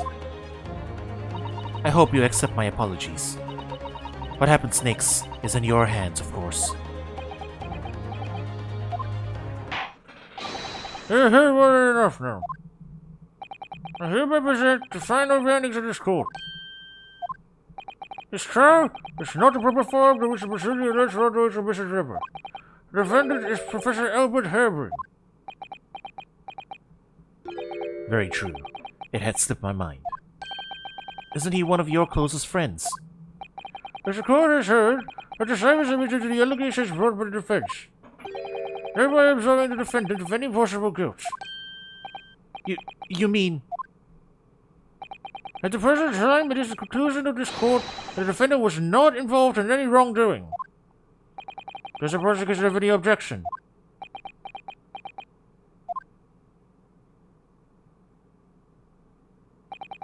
None, my lord. Oh, congratulations, Mr. Naruhodo. You've proven Professor Harebrain's innocence. This is weird. I mean, it's weirdly realistic, but it's weird. Pursue the truth like a dog, yeah. Now, you see, the funny thing is, normally a victim, like, well, okay, this is more an Ace Attorney thing than like a court thing, but I want to point out, he didn't have a breakdown. You know, no breakdown has played yet, and he's still denying it. Which admittedly is realistic. Some IRL criminals really do that, and actually, you know, the Perry Mason thing where someone breaks down on the stand is actually the unrealistic thing. But this is a really weird thing to happen, you know? But alright. Yeah, definitely this isn't the end. There's still a lot to pursue. Still one inconsistency.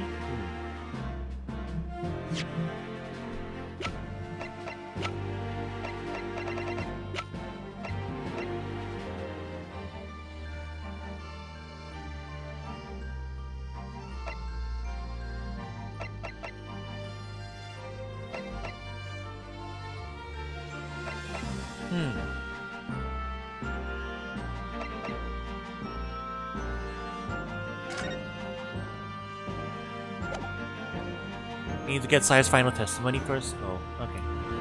Yeah, I don't see. Oh, we're not done yet, huh? I thought we're just about to get the verdict. However, that is the case.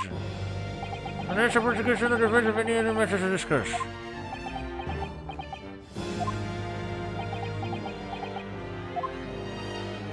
I don't know. This doesn't feel quite right. Why did Dr. Saif suddenly admit to it like that? Is everything alright, Mr. Naruhodo? Like you said before, the way the trial is set to end now, the judge will certainly deliver a verdict of not guilty. But is that really what we want? What the defense should be pushing for now is...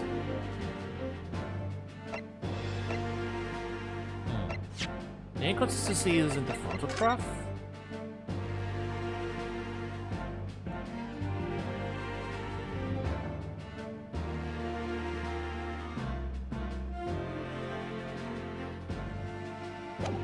Yeah, I don't get it. Okay, but clearly we need more testimony, so... Objection! The defense objects to the trial ending at this time, my lord. I beg your pardon? We demand one final testimony. What?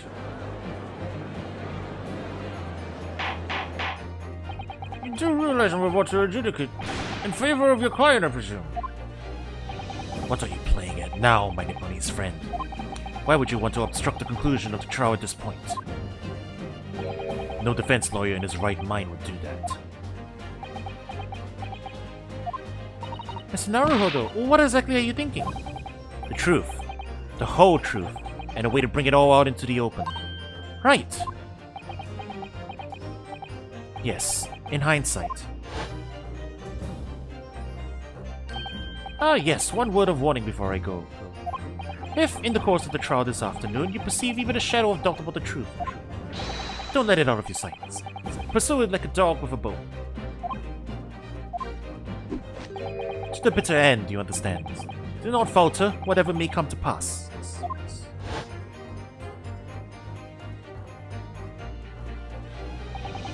I'm sure Mr. Sholmes knew. He must have deduced that this would happen. Yes, I'm here in court to advocate for my client, and to secure an acquittal. Obviously. But that's not all. I believe that I have a duty to the court to pursue the whole truth of the case until every last detail is laid bare. And that is why the defense calls for further testimony from Dr. Saif. Testimony from me. About what? About the nature of your collaboration with Mr. Enoch Drebber. Ha! In case this escaped your attention, I've already admitted to everything I did. The whole truth has already been revealed. Stop wasting everyone's time. As his lordship made very plain, your client will get the acquittal you wanted for him. There's simply no point protracting this business further with another tedious cross-examination. Objection! Bottle fling. Pray forgive my careless handling of that hallowed bottle. I slipped. That's what you call it? What is your objection, Overzeeks? The prosecution also calls for supplementary testimony from the witness. Don't be stupid. If there is more to this case than has yet come to light, then I will join my learned friend in pursuing the facts unto the bitter end. You what? Lord Van Zeeks. This is most irregular, to say the least. However, as the prosecution also calls for it, I will uphold the request. Dr. Saif, you will testify for the court, displaying the full extent of involvement in murder apparently committed by Mr. Drebber. Very well. What's the last twist then? We haven't established who actually stabbed him. Drebber is admitting to nothing.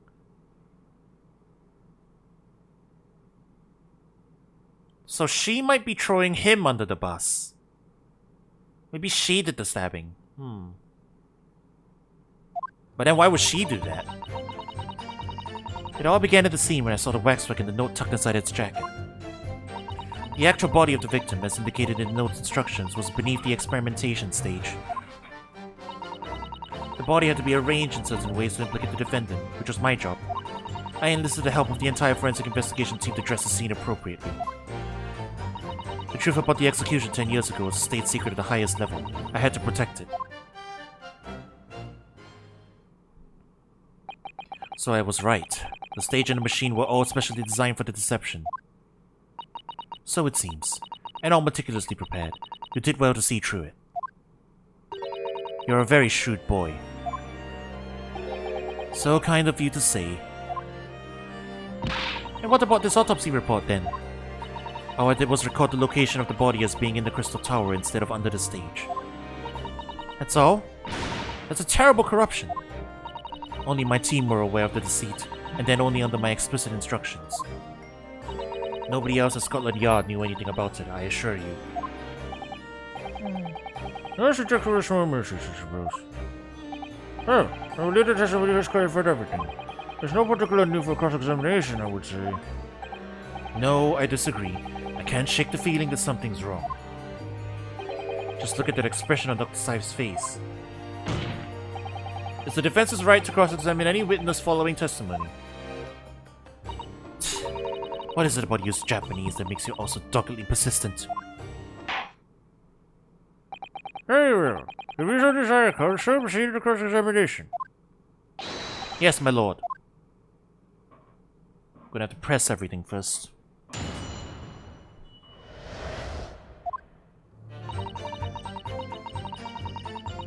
Hold it!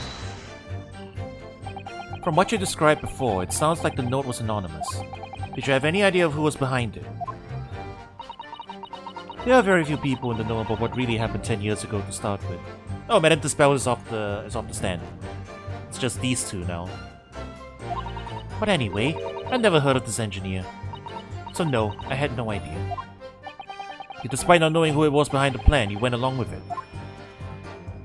I had no choice. Protecting the professor's secret was my only concern.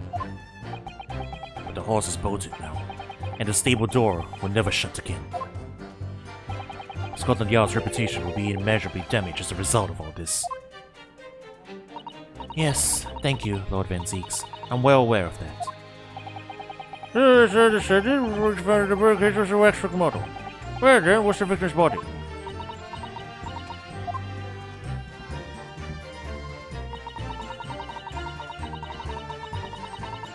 Hold it! So you knew about the special construction of the stage used to carry out the trick then? It was quite obvious what had happened with the victim in the waxwork. And you switched the two over, didn't you? In other words, you recorded the victim's body as having been discovered in the Crystal Tower. And the waxwork? I wrapped it and sent it by carriage to the specified address at a specified time. Oh!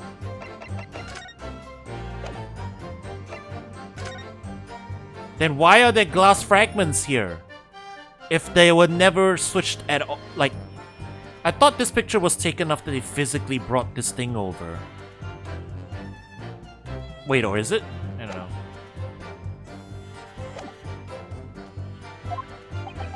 And why were you given such directions? Presumably, so it could be recovered by Drebber and returned to Madame Tuspel's. I see. And then you put the birdcage back on the experimentation stage. Yes, although someone obviously made a mistake about which cage should go where. I thought I made it perfectly clear to the team, but still. I suppose you were focused on the victim's body, that being a more important detail. Okay, no, yeah, they did switch the bodies around as well. Hold it! When you say arranged, I presume you mean with this. Yes, the instructions in the engineer's notes said something along the lines of fabricate some evidence to make it clear that Hairbrain alone could have killed S-Men. So, you mean that was your doing? I fetched Hairbrain's ridiculous screwdriver from the stage, and took it with me, alone, to the abyss under the stage where the birdcage had fallen. Alone? Oh, Doctor. I didn't feel it would be appropriate to involve anybody else in that particular part of the deception.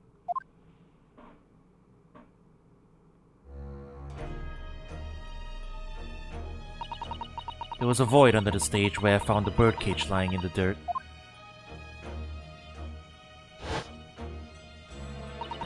I approached it, leaned down, and slowly opened it up.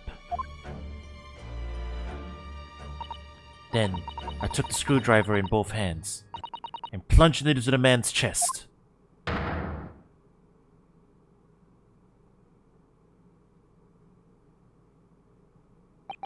And then you noted that in your fake autopsy report as a fictitious cause of death.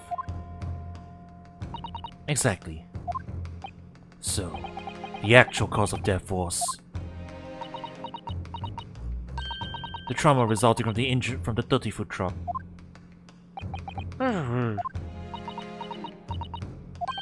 What is it, Miss Susato? Something about Dr. Sai's last statement. It's playing on my mind, that's all.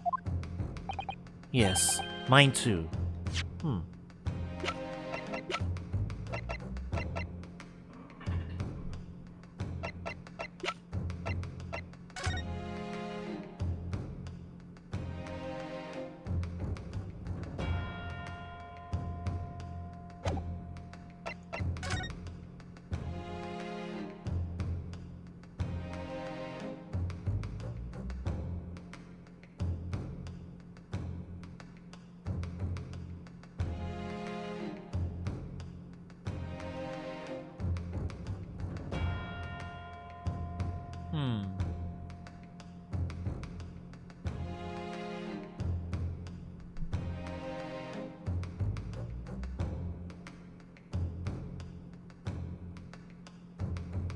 I'm assuming this photo was taken after they moved the body over to the Crystal Tower, right? They needed to corroborate it all like that.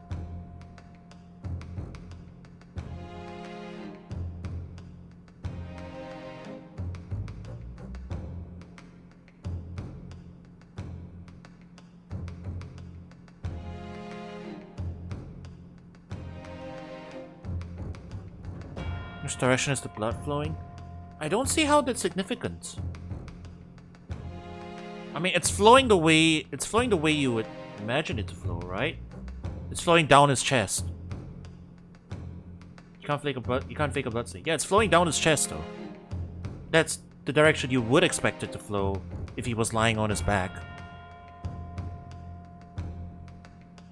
Because his chest is slightly raised, the blood will flow downwards down his chest, right? What, really? Only if it was standing up? Is that where we're going with this? I don't know. Like, looking at this picture. Really? Chat, am I the only one? Looking at this picture, looking at the curvature of his musculature. It doesn't look that far-fetched that the blood could flow down that way.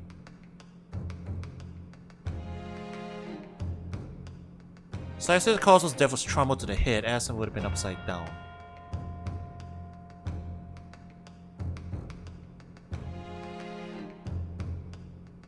But, okay. No, I don't get it. He's... Yeah, Okay, so, let's say the cage fell down that way, upside down. He fell in upside down. Broke his neck, and then the cage toppled over, right? That's how he ended up on the floor as we saw in that cutscene. So he hit his head and then the thing fell down forward. Then he was lying on his back, and then he got stabbed, and then the blood flows down his chest. I don't really get what the contradiction is here.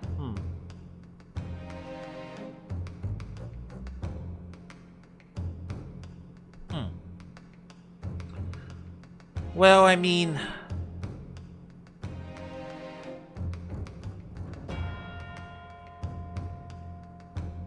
Saiv is lying about the cause of death. Yeah, no, I still don't get it.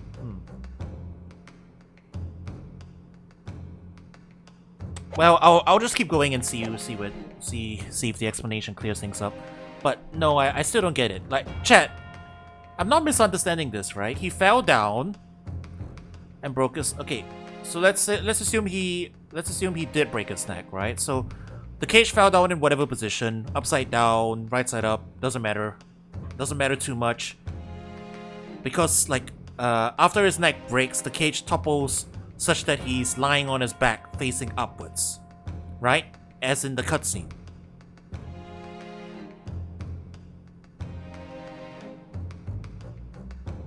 So, like, doesn't really, like, he could have been in any position before he fell down into the void. Upside down, right side up, whatever. But his final position was flat on the ground. And assuming he was dead at that point. And then sidestepped the body. And then he started bleeding. I don't see the contradiction there, but yeah. Alright, let's just keep going. Dr. Scythe! There's really no need to shout. I can hear you perfectly well. The defense calls for you to add what you just said to your formal testimony. Oh? Which part? What I wanted to supplement her testimony with is... the real cause of death, yeah, I guess? The real cause of death being the fall of 30 feet. That part. Fine, if that's what you want. Just stop yelling, please. The prosecution concurs. There's something with your testimony now, witness. I can change it if I want, sure, yeah. That assuming the part about him falling to the crystal tower was true. No, it doesn't matter, right? It's a 30-foot drop from here. And it's also a 30-foot drop from here. He could have died. He could have died from neck injury from falling this distance as well. I don't see the contradiction there. Okay, so it's not, yeah, I mean, yeah, it makes sense there. Cause of death is not the... Hold it! Cause of death is not the contradiction, yeah. You might be getting ahead of yourself. I think you might be, because I'm not seeing a contradiction yet. This rationale was more than apparent. You never know just by looking at the photograph of the victim, though, would you? No, that's very true. Obviously not. Which is precisely why coroners are needed to determine the actual facts. Yes, assuming they can be trusted. There's no point calling her assessment into question without evidence. Let's get back to the testimony. Very well. Okay.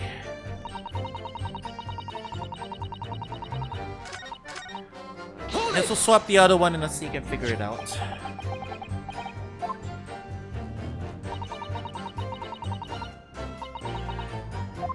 Oh wait, I pressed the later statement. Never mind. Oh wait, no.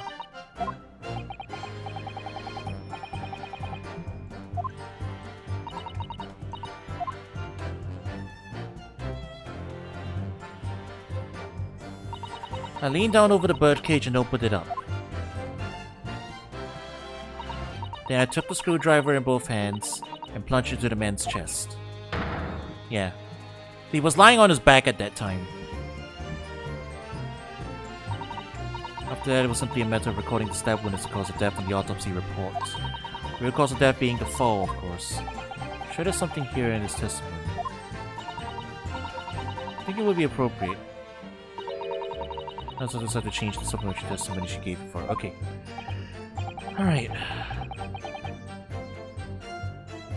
Swap it over then.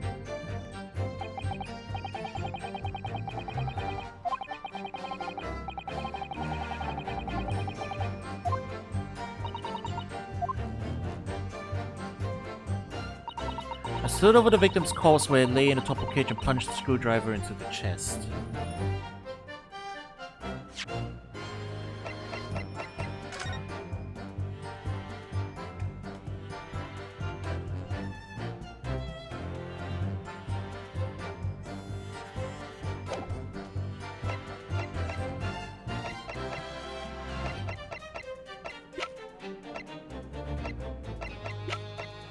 Alright, chat. It's okay. Tell me if this is the line of logic I'm supposed to be employing. He wasn't lying on his back when they found him. He was straight up. And that's why the blood flows downward like that. Is that the logic that the game wants me to employ here? Because, like I said, you can see what I'm referring to, right? Like the curvature of his chest. This bloodstain is not inconceivable. Like the shape of this bloodstain is not completely implausible, right? But is it the idea that no, this couldn't have formed as steep a flow as it did, unless he was standing straight up? Is that the logic I'm supposed to employ here? Can I get a confirmation on that?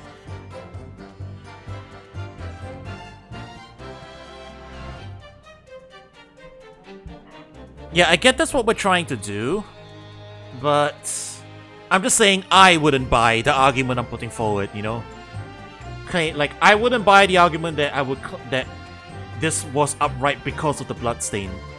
I could just as easily say that no, the way the bloodstain flowed down is because of the curvature of the chest. It doesn't defy, it's not clearly defying gravity, you know? It's just kinda, sorta, maybe, kinda, maybe. You get what I'm saying, right? But alright. Is this what we're supposed to... okay, I'm allowing back seating for this one thing.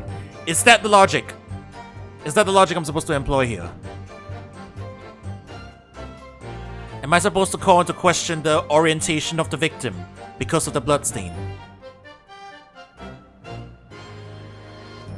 Because I only have 2 chances left. And I want to make sure. Okay. So yeah, I just want it on record that I wouldn't buy this argument that I'm about to put forward, but here we go.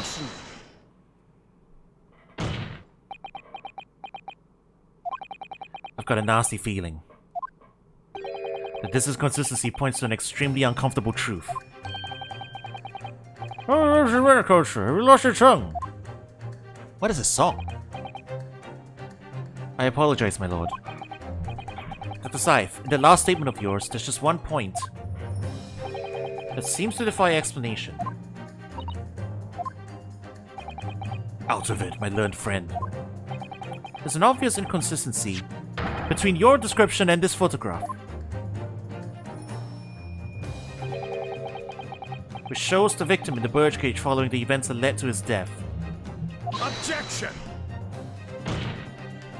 The court has already examined that photograph in depth. There's nothing new we can learn from it. Objection! Yes, we have already considered it, that's true. But we now know the facts to be different. What do you mean? I believe we should let the defense explain. In this photograph where we see the alleged inconsistency with the statement. The bloodstain, apparently. Take that! Look closely at the bloodstain on the victim's chest. It clearly extends in a downward direction, towards the man's feet. Certificate Council. When the victim was stabbed moments before the kinesis machine was set in motion, that's entirely expected. Ah! Of course, no, that's not what happened. Exactly, my lord. Dr. Scythe made it very clear in his testimony just now that the point at which he stole Professor Harebrain's screwdriver and stabbed the victim was after the Grand Deception was set in motion, when the birdcage had fallen below the stage out of sight. From the shape of it, it's clear that the birdcage would have fallen on its side after the 30-foot drop. And if the victim had really been stabbed whilst inside the birdcage at that position, the blood from the wound would have spread out equally in all directions. See, okay. No. I don't agree with that. Or at least, I think the art didn't really do a good job of conveying that, because there is... Chat, you're seeing what I'm seeing, right? There is very clearly a downward slope from his pectoral down to his abdominals, right? Am I crazy? Am I the only one who thinks that this bloodstain is plausible?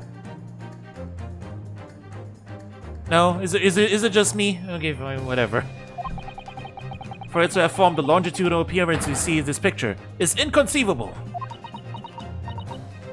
Ah, given that the victim's blood seeped vertically downward from the wound. It must be the case that when you stabbed Mr. Assman, he was standing up. In short, Dr. Seif, your latest testimony was a total fabrication. I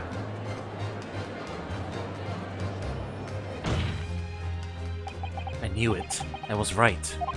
Now I've identified that contradiction. There's only one way to explain the facts. We've all been under a great misapprehension here. What? What sort of misapprehension? Dr. Seif, you claim you were coerced into helping Mr. Drebber as a result of the note he left in the waxwork. You claim that you made changes to the scene of the crime to implicate the defendant. And you claim that you altered a fake autopsy report to cover your tracks. But one of those claims is an out-and-out lie, because the question of what the bloodstain really tells us has only one possible answer. If that is the case, what is it, man? Oh wow, VIII doesn't know either. Actually, you could have struck upon a revelation. Now tell the girl what it is. This part of Dr. Seif's story is said to be a lie and contradicts her testimony.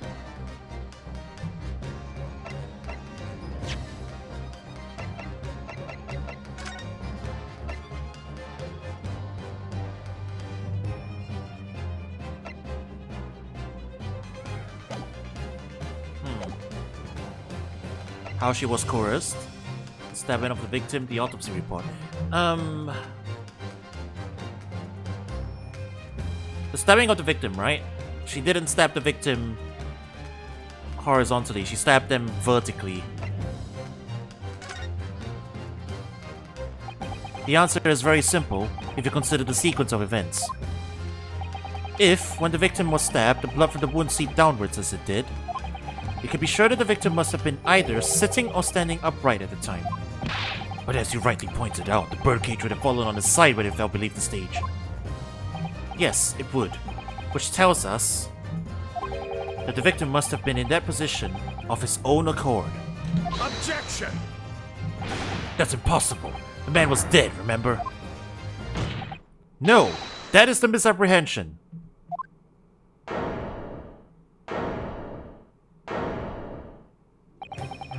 When the birdcage fell from the stage into the void below, it must have hit the ground with considerable force.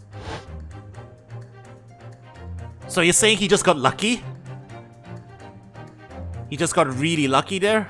Ah, okay. Mr. Assman didn't die in the fall.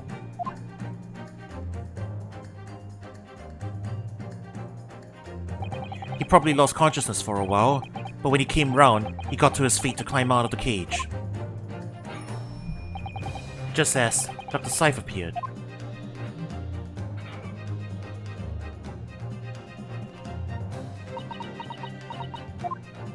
If the victim was in fact alive at that point in time, it changes everything.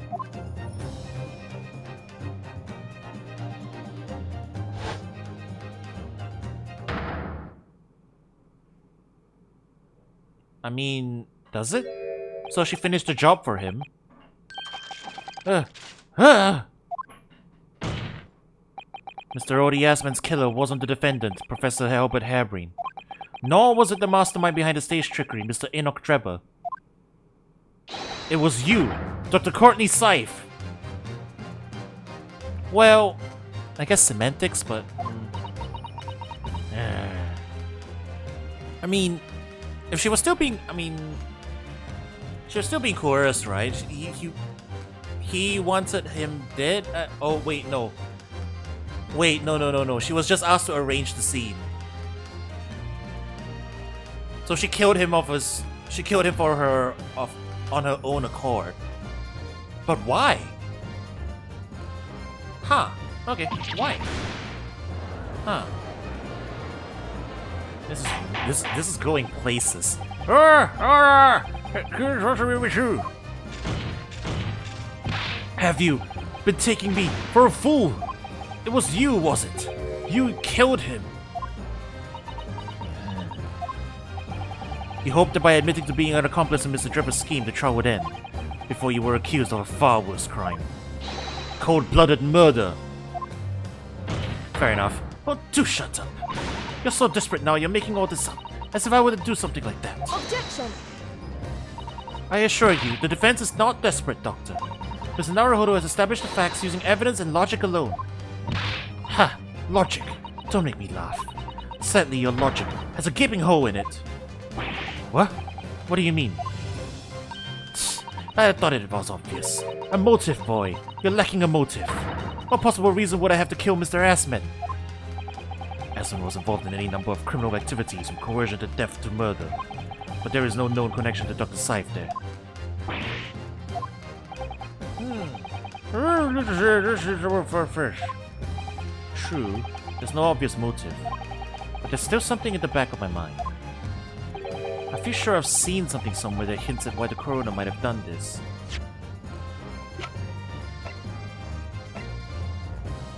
Now, is it back to this again? Because of the truth that might be revealed?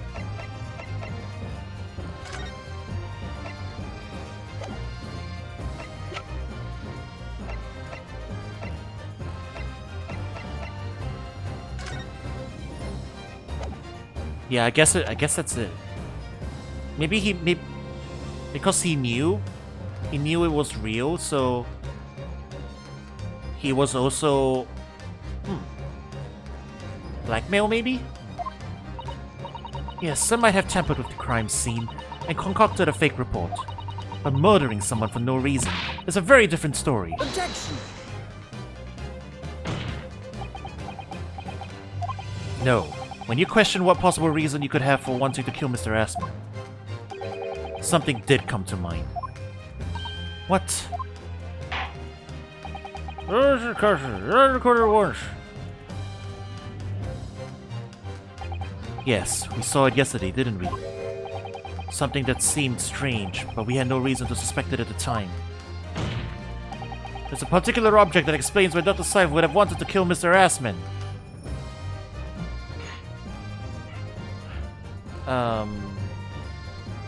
Scalpels. The Iron Mask. It's the Iron Mask. You've lost me. Huh? Sorry, Mr. Naruhodo, but why the Iron Mask? Well, of all the things I saw yesterday, it left the greatest impression. Okay, not the mask. That's Professor's name. But you have no idea what you're talking about. I said the wrong thing. Give the interruption, Dr. Scythe. What my colleague meant to say was scalpels. Oh! The bookkeeping was bad. Right. You know, in all this stuff, I've actually completely forgotten about that. I'm not gonna lie. Ah, of course. This is a scalpels.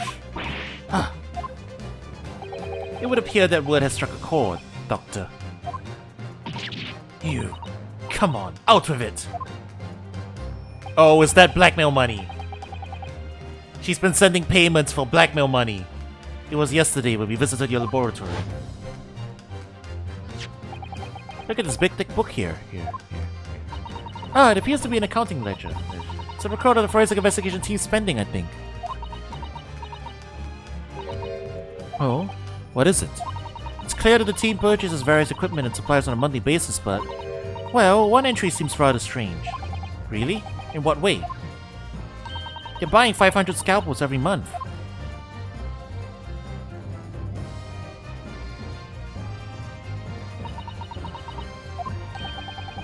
Scalpels. Remorse.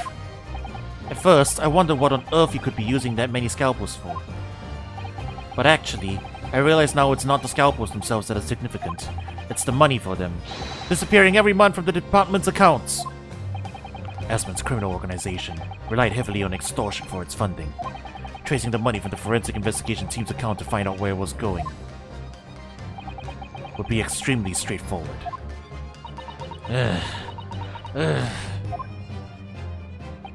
10 years ago, when Mr. Asman was still a journalist and wrote this article about Mr. Drebber, he may well have stumbled upon information as he was researching the story. Information relating to Dr. Scythe's darkest secret that he would use to rack money from her for the next decade. Darkest secret? Good lord, you mean? I don't know what happened on the night of that execution 10 years ago, But clearly the opportunity to rid yourself of that menace was too tempting to pass up. So in the end, you weren't coerced at all, were you? You did it entirely of your own free will. You stabbed Mr. Asman in the heart with all your might. To silence the blackmailer who knew your darkest secret forever.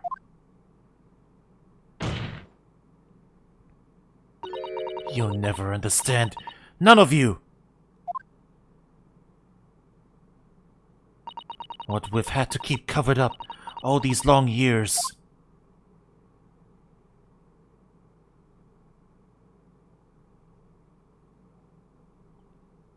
That still leaves Treba guilty of attempted murder, though, right?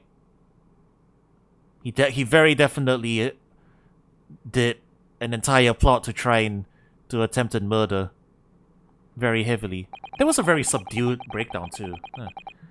As very little of the machine remains after it was ripped apart by the bomb. The truth of this case can never be properly established unless you speak out. And if you decide not to, it's very possible that Courtney Syfe will escape punishment for her crimes. Please, sir, own up to what you've done, and tell the court the truth about what happened. 10 years ago, you told the truth, and you were robbed of a bright and successful future as a result. I can certainly understand your bitterness and your consternation now. However, this is surely the chance you've been waiting for, to sever the hold that fate's had over you all these years. Super high voltage instantaneous kinesis. I mean, really.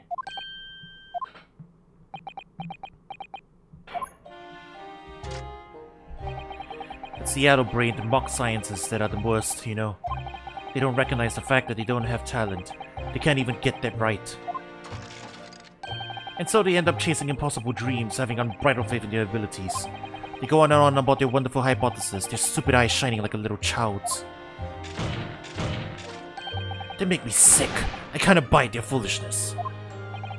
Careful, Mr. Trevor. I was particularly pleased with the kinesis machine. It made for quite a show, didn't it? So you admit it? You admit that it was nothing more than a sham made for the purpose of killing the victim? Yes, I admit it. I did it all, in the name of revenge.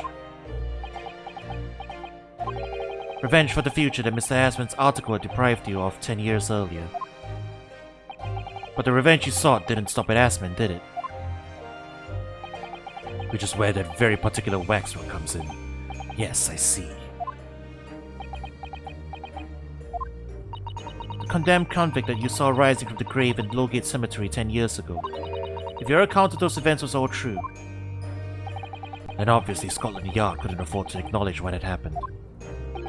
Even if it meant discrediting a bright young man and crushing any future career he might have had. So your plan required that you abduct that particular waxwork model in order to exact your revenge on Scotland Yard as well. Or on Dr. Syfe, to be precise.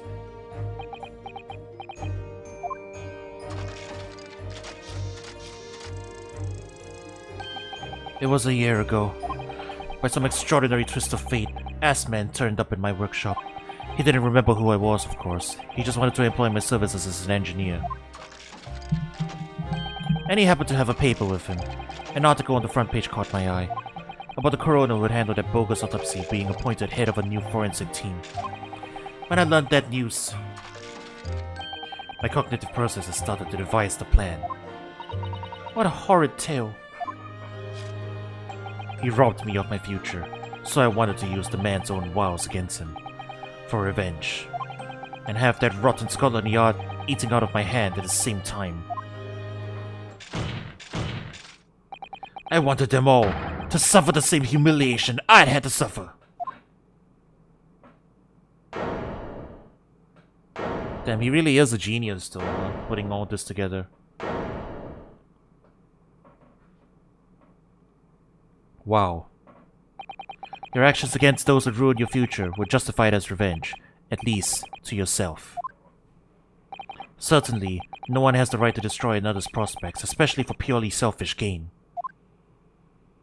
And yet, in carrying out your plan, you did exactly that to someone else, didn't you? Did I? Professor Harebrain's only crime was passion for his hypothesis, but you had no compunction about sacrificing his future to effect your revenge. You knew that he would be forever branded a failure and a fraud. Perhaps life treated you unfairly 10 years ago, and others' misconduct left your life in tatters. But remember this. Your own actions resulted in exactly the same thing for another perfectly innocent young man.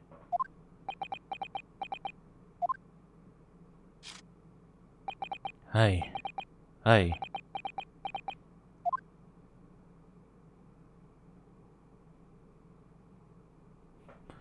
A single shred of remorse, eh? Right at the end. Oh, VIII. Go to Dr. Safe. An immediate warrant for her arrest has been granted, and she's remanded in custody, my lord. I presume she will face trial in the coming days, along with Mr. Drebber. Oh, it's a regrettable situation indeed. She's made great contributions to the profession over the years. It really is a hard truth to swallow. However, that is a topic for some future occasion. For now, Professor Harebrain. Oh, yes.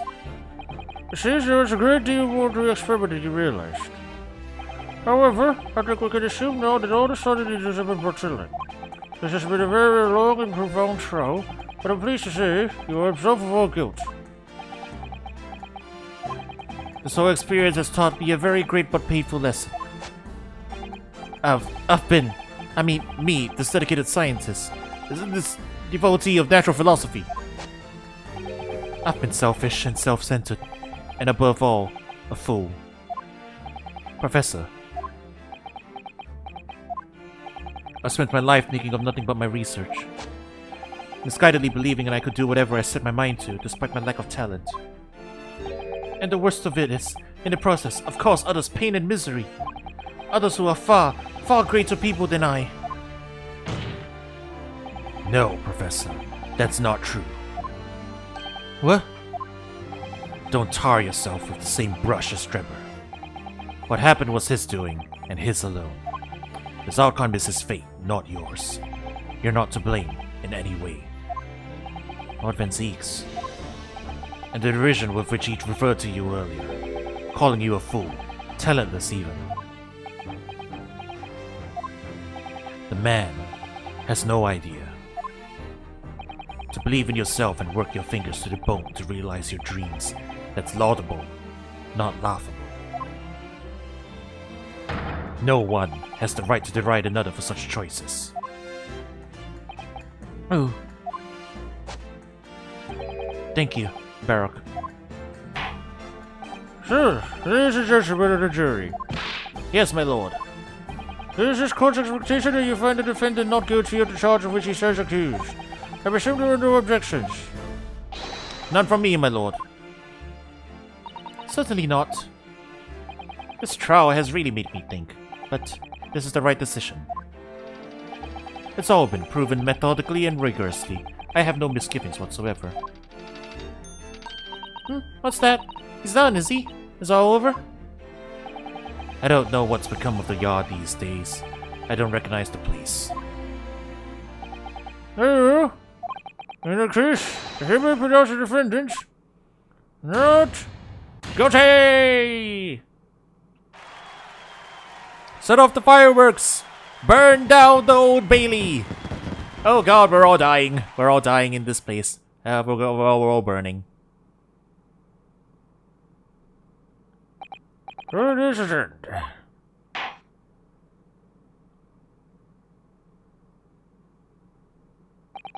It's over.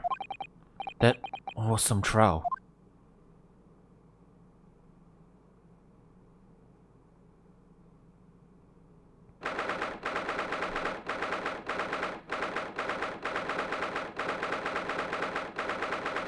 Yeah, that was some trial indeed. That was a long segment. Wow. That's a long time to go without a to be continued. Alright, let me just rehydrate for this denouement. What a trial, though. Wow.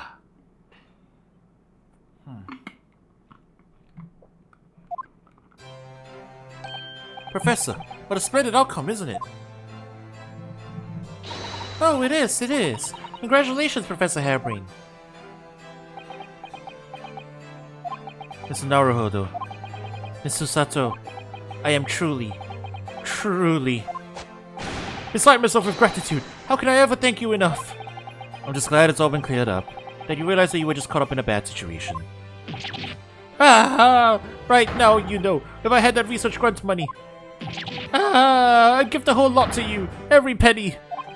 Well, that's very kind, but I'm just a student, so... We don't need any financial reward. Your acquittal is more than enough. Oh dear. Oh, what can I do? Aha! How about this, as a memento? The paper about my hypothesis is inside. Well, just as a memento then. Thank you. I've been wondering, Professor. What are you going to do now? Oh my. Yes, what am I going to do? My hypothesis and my great machine lie in ruins. But still, it's been too long since I was last in London, so perhaps I'll enjoy some sightseeing. I must explore the great exhibitions while I'm here too, and see if new inspiration hits me. Oh yes, that's a wonderful idea. I can't allow that.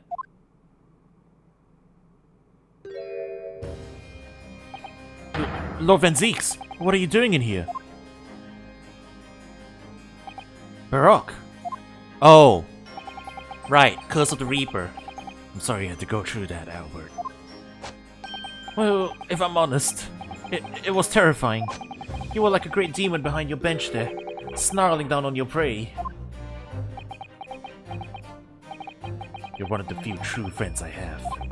I couldn't leave it to anybody else to handle the prosecution or the defense. Sorry? Or the defense? Did I just hear that right?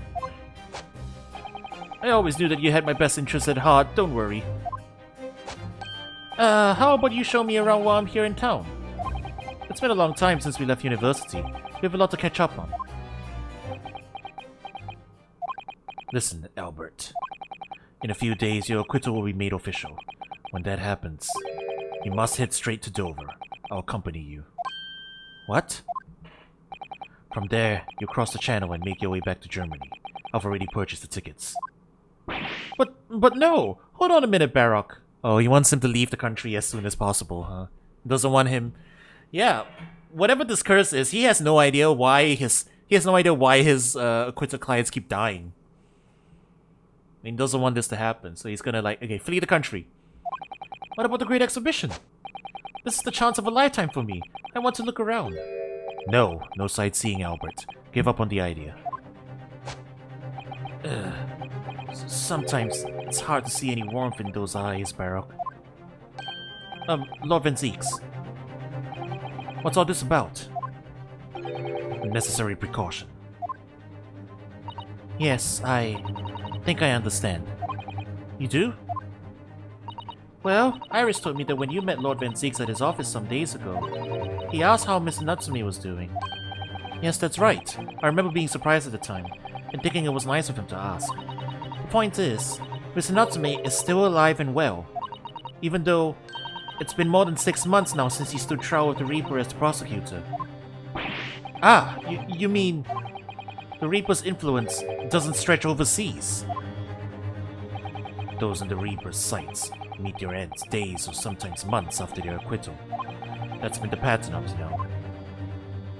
But of course, we know that both Miss Natsume and Gina were completely innocent. Yeah, Gina's alright too. True. And perhaps that governs the Reaper's actions. The truly innocent are spared. But I don't want to take any chances with a close personal friend. Baroque. Like the moustache Nipponese, this man should leave the country without delay. That's why I'm packing him off to Germany at once. Right. That...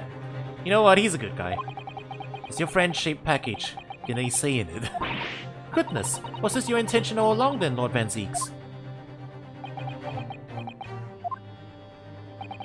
In court, where people think of him as the Reaper, this man seems absolutely merciless. And yet, sometimes, I feel as though I don't understand him at all. It's time to go, Albert. Back to the prison for the time being. Yes, alright. Well then, Mr. Naruhodo. Thank you so much for everything. Not at all, Professor. It was a pleasure getting to know you. Best wishes, Professor Hairbrain. Well, once the dust is settled, you must come and visit me in Germany. Anyway, goodbye for now.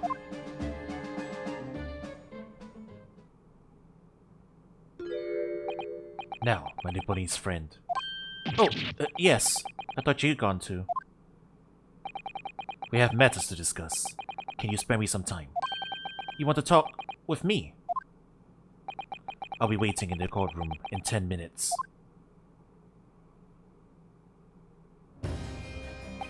Well, that was strange. For some reason, I didn't get that sense of impending doom as he walked away this time.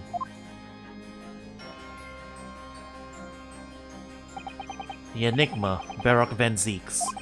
What does he want to discuss, I wonder? The answer awaits in the courtroom, I suppose. Here goes then.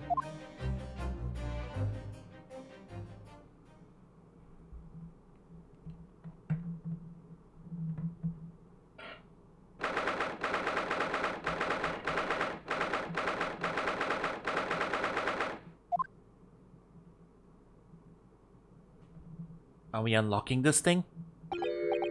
So, are you satisfied? You saved a godless scientist from a great injustice. Yes, I think so. I'm relieved, at least, that the man's innocence could be proven.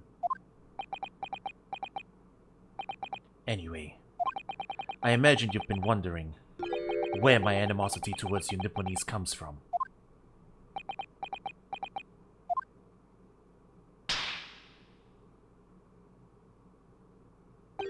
Well, at first I thought you just didn't like me. I imagined you saw me as a pretentious child from an unimportant land who had no business being here.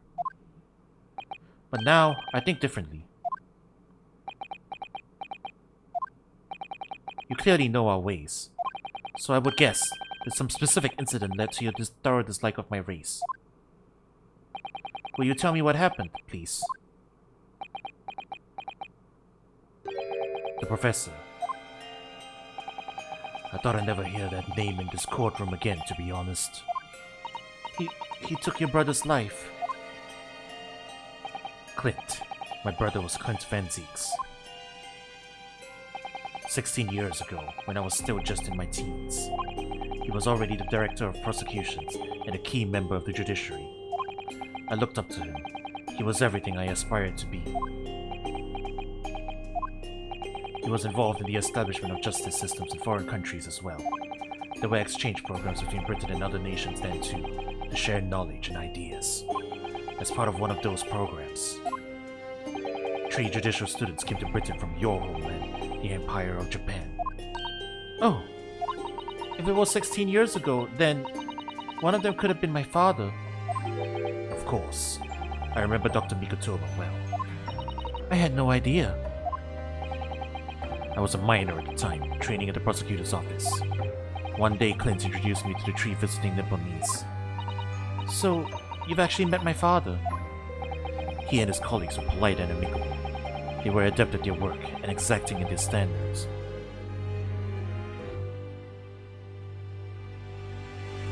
Mikotoba, Seishiro Jigoku, and someone else. The Professor... Mariety is Japanese? Huh. It was my first encounter with the Nipponese spirit, and it made a very great impression upon me. Oh, I see. The secret that was hiding behind the face, that mask, is that this guy is ethnically Japanese. Wow. But 6 years later, that's when it happened. The investigation was going nowhere. There were no suspects even, just an ever-growing list of victims. And in the end, my brother became one of them. The last, in fact, before the case was finally resolved. I'm so sorry, Lord Van Zeeks. Truly. Clint was always ready to put his life on the line for justice anyway. so he wouldn't have wanted it any other way. He lost his life to the killer, but it was his victory in the end. For me personally, though, it was a great loss. I found myself in a very dark place indeed. When I finally found out the killer's identity, the reason why no one had been able to catch the man sooner ceased to be such a mystery. He'd been hiding in plain sight all the time. In plain sight? Are you aware of political events 10 years ago? It was a period of extremely sensitive diplomacy between the British and Japanese empires. A new treaty was being forged, I think. Correct. The Anglo-Japanese Treaty of Friendship and Navigation was being concluded. The leaders of both countries were deep in extensive political discussions. Which is why this particular killer's appearance in court was conducted as a closed trial.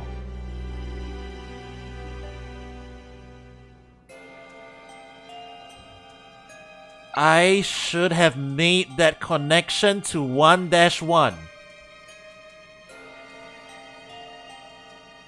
A British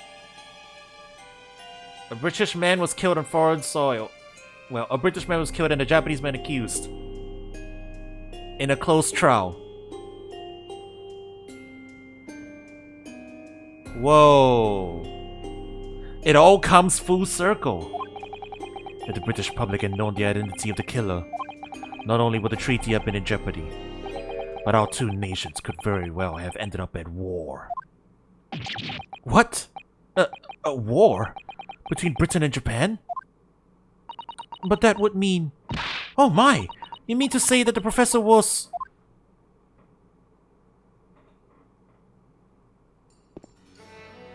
When the trial reached its conclusion earlier, I thought to myself, yes, it's time.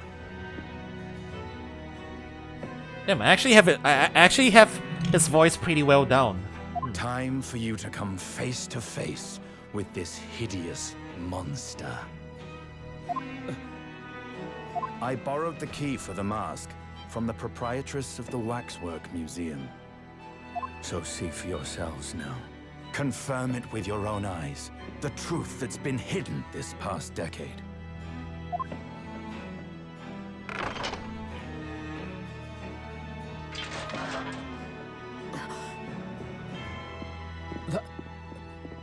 That's the professor?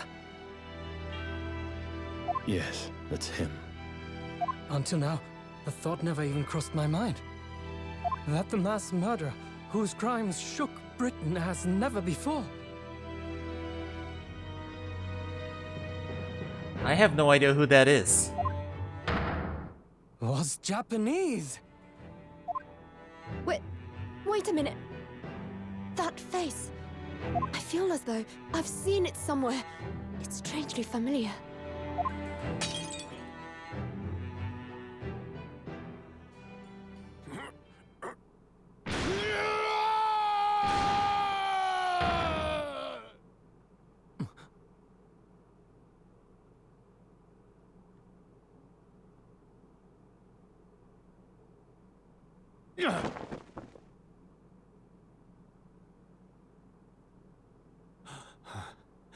Father.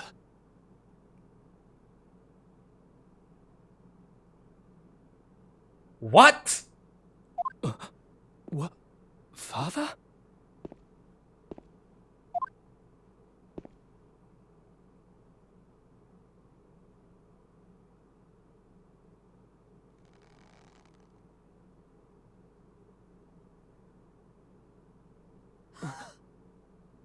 Kazuma!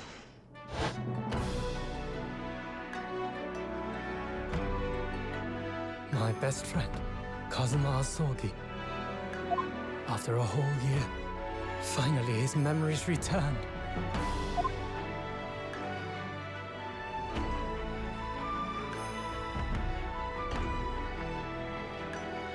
As he stood there before me,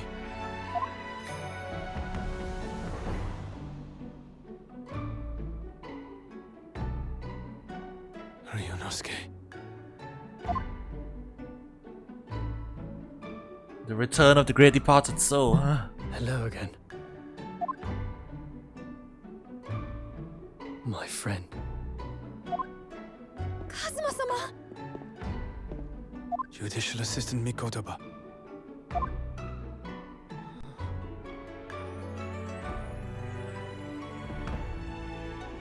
It's been a very long road. Thank you. Thank you for guiding my friend here when I could not. It was an honor.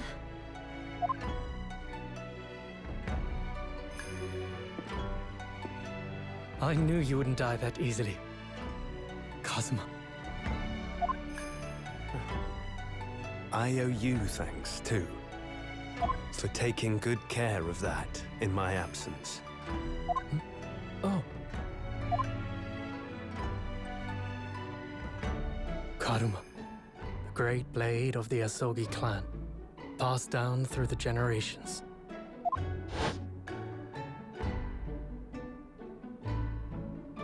When we left Japan, this sword was at my friend's side. A Japanese man's katana is his soul, and he couldn't be parted from it. But then, when the incident happened, it was Susato-san's wish that I inherit the sword, and I've kept it with me ever since, along with my memories of the friendship we shared.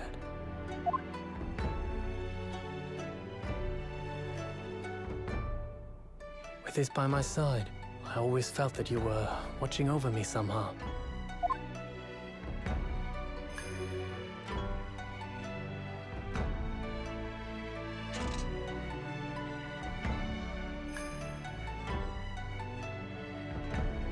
Virgil has his sword back.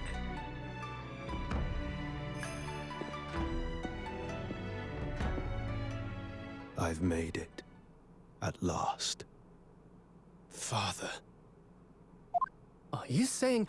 Surely not. You mean, you knew all this time?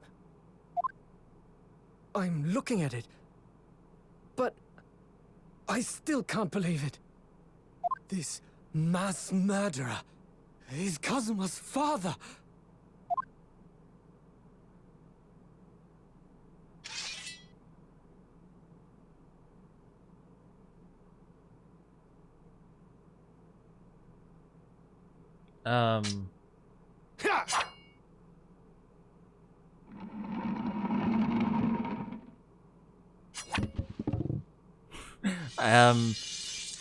I think Madame Tuspells is gonna be mad. Kazuma-sama.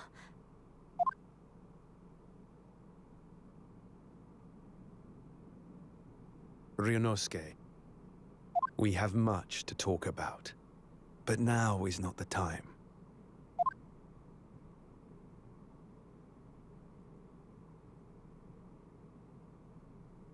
I'll be seeing you.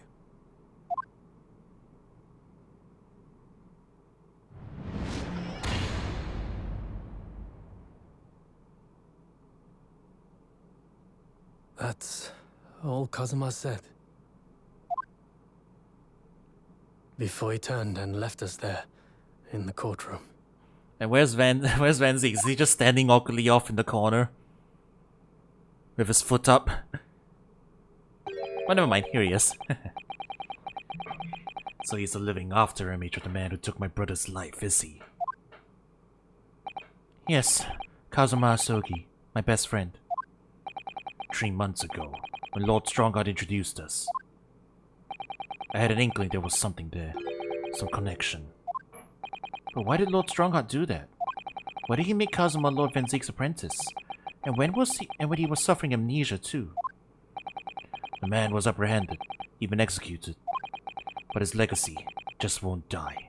That's the sad truth. Anyway, that's all I had to say. I thank you for meeting with me as I asked. And now I have to explain to a very angry Madame Tuspells why her waxwork has been cut in half. Then she will cast me into the boiling pot of wax, and next you will see a very lifelike statue of the great Baroque Van Zeeks in the House of Horrors. Perhaps one day, this will be how the Reaper curse will end.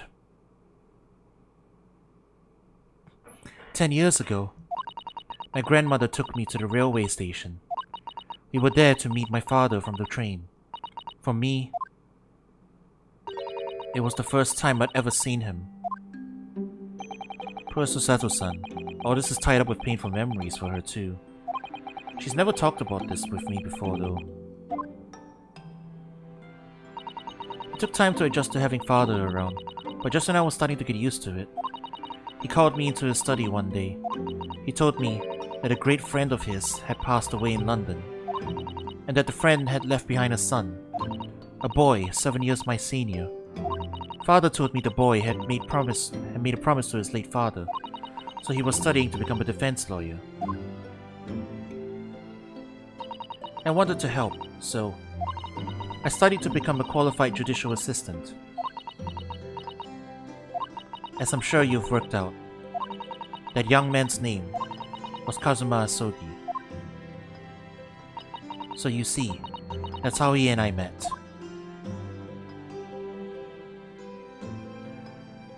For a brief moment, my great friend had returned, only to disappear again all too soon. But in that fleeting encounter, something stirred. Something that had been dormant for a long time. As if great wheels had been set in motion. I could almost hear them creaking into life. In some ways, it was the end of a chapter. But in many, it was the start of a new one. Yeah, where the hell is this going? Oh boy.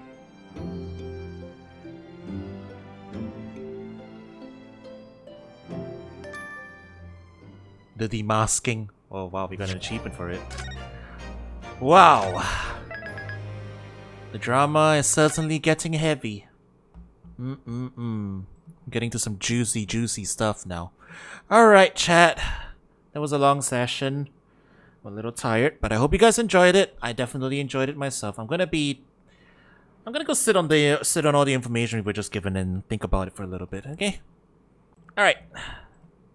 Thanks for watching, guys. I'll catch you around soon. Peace.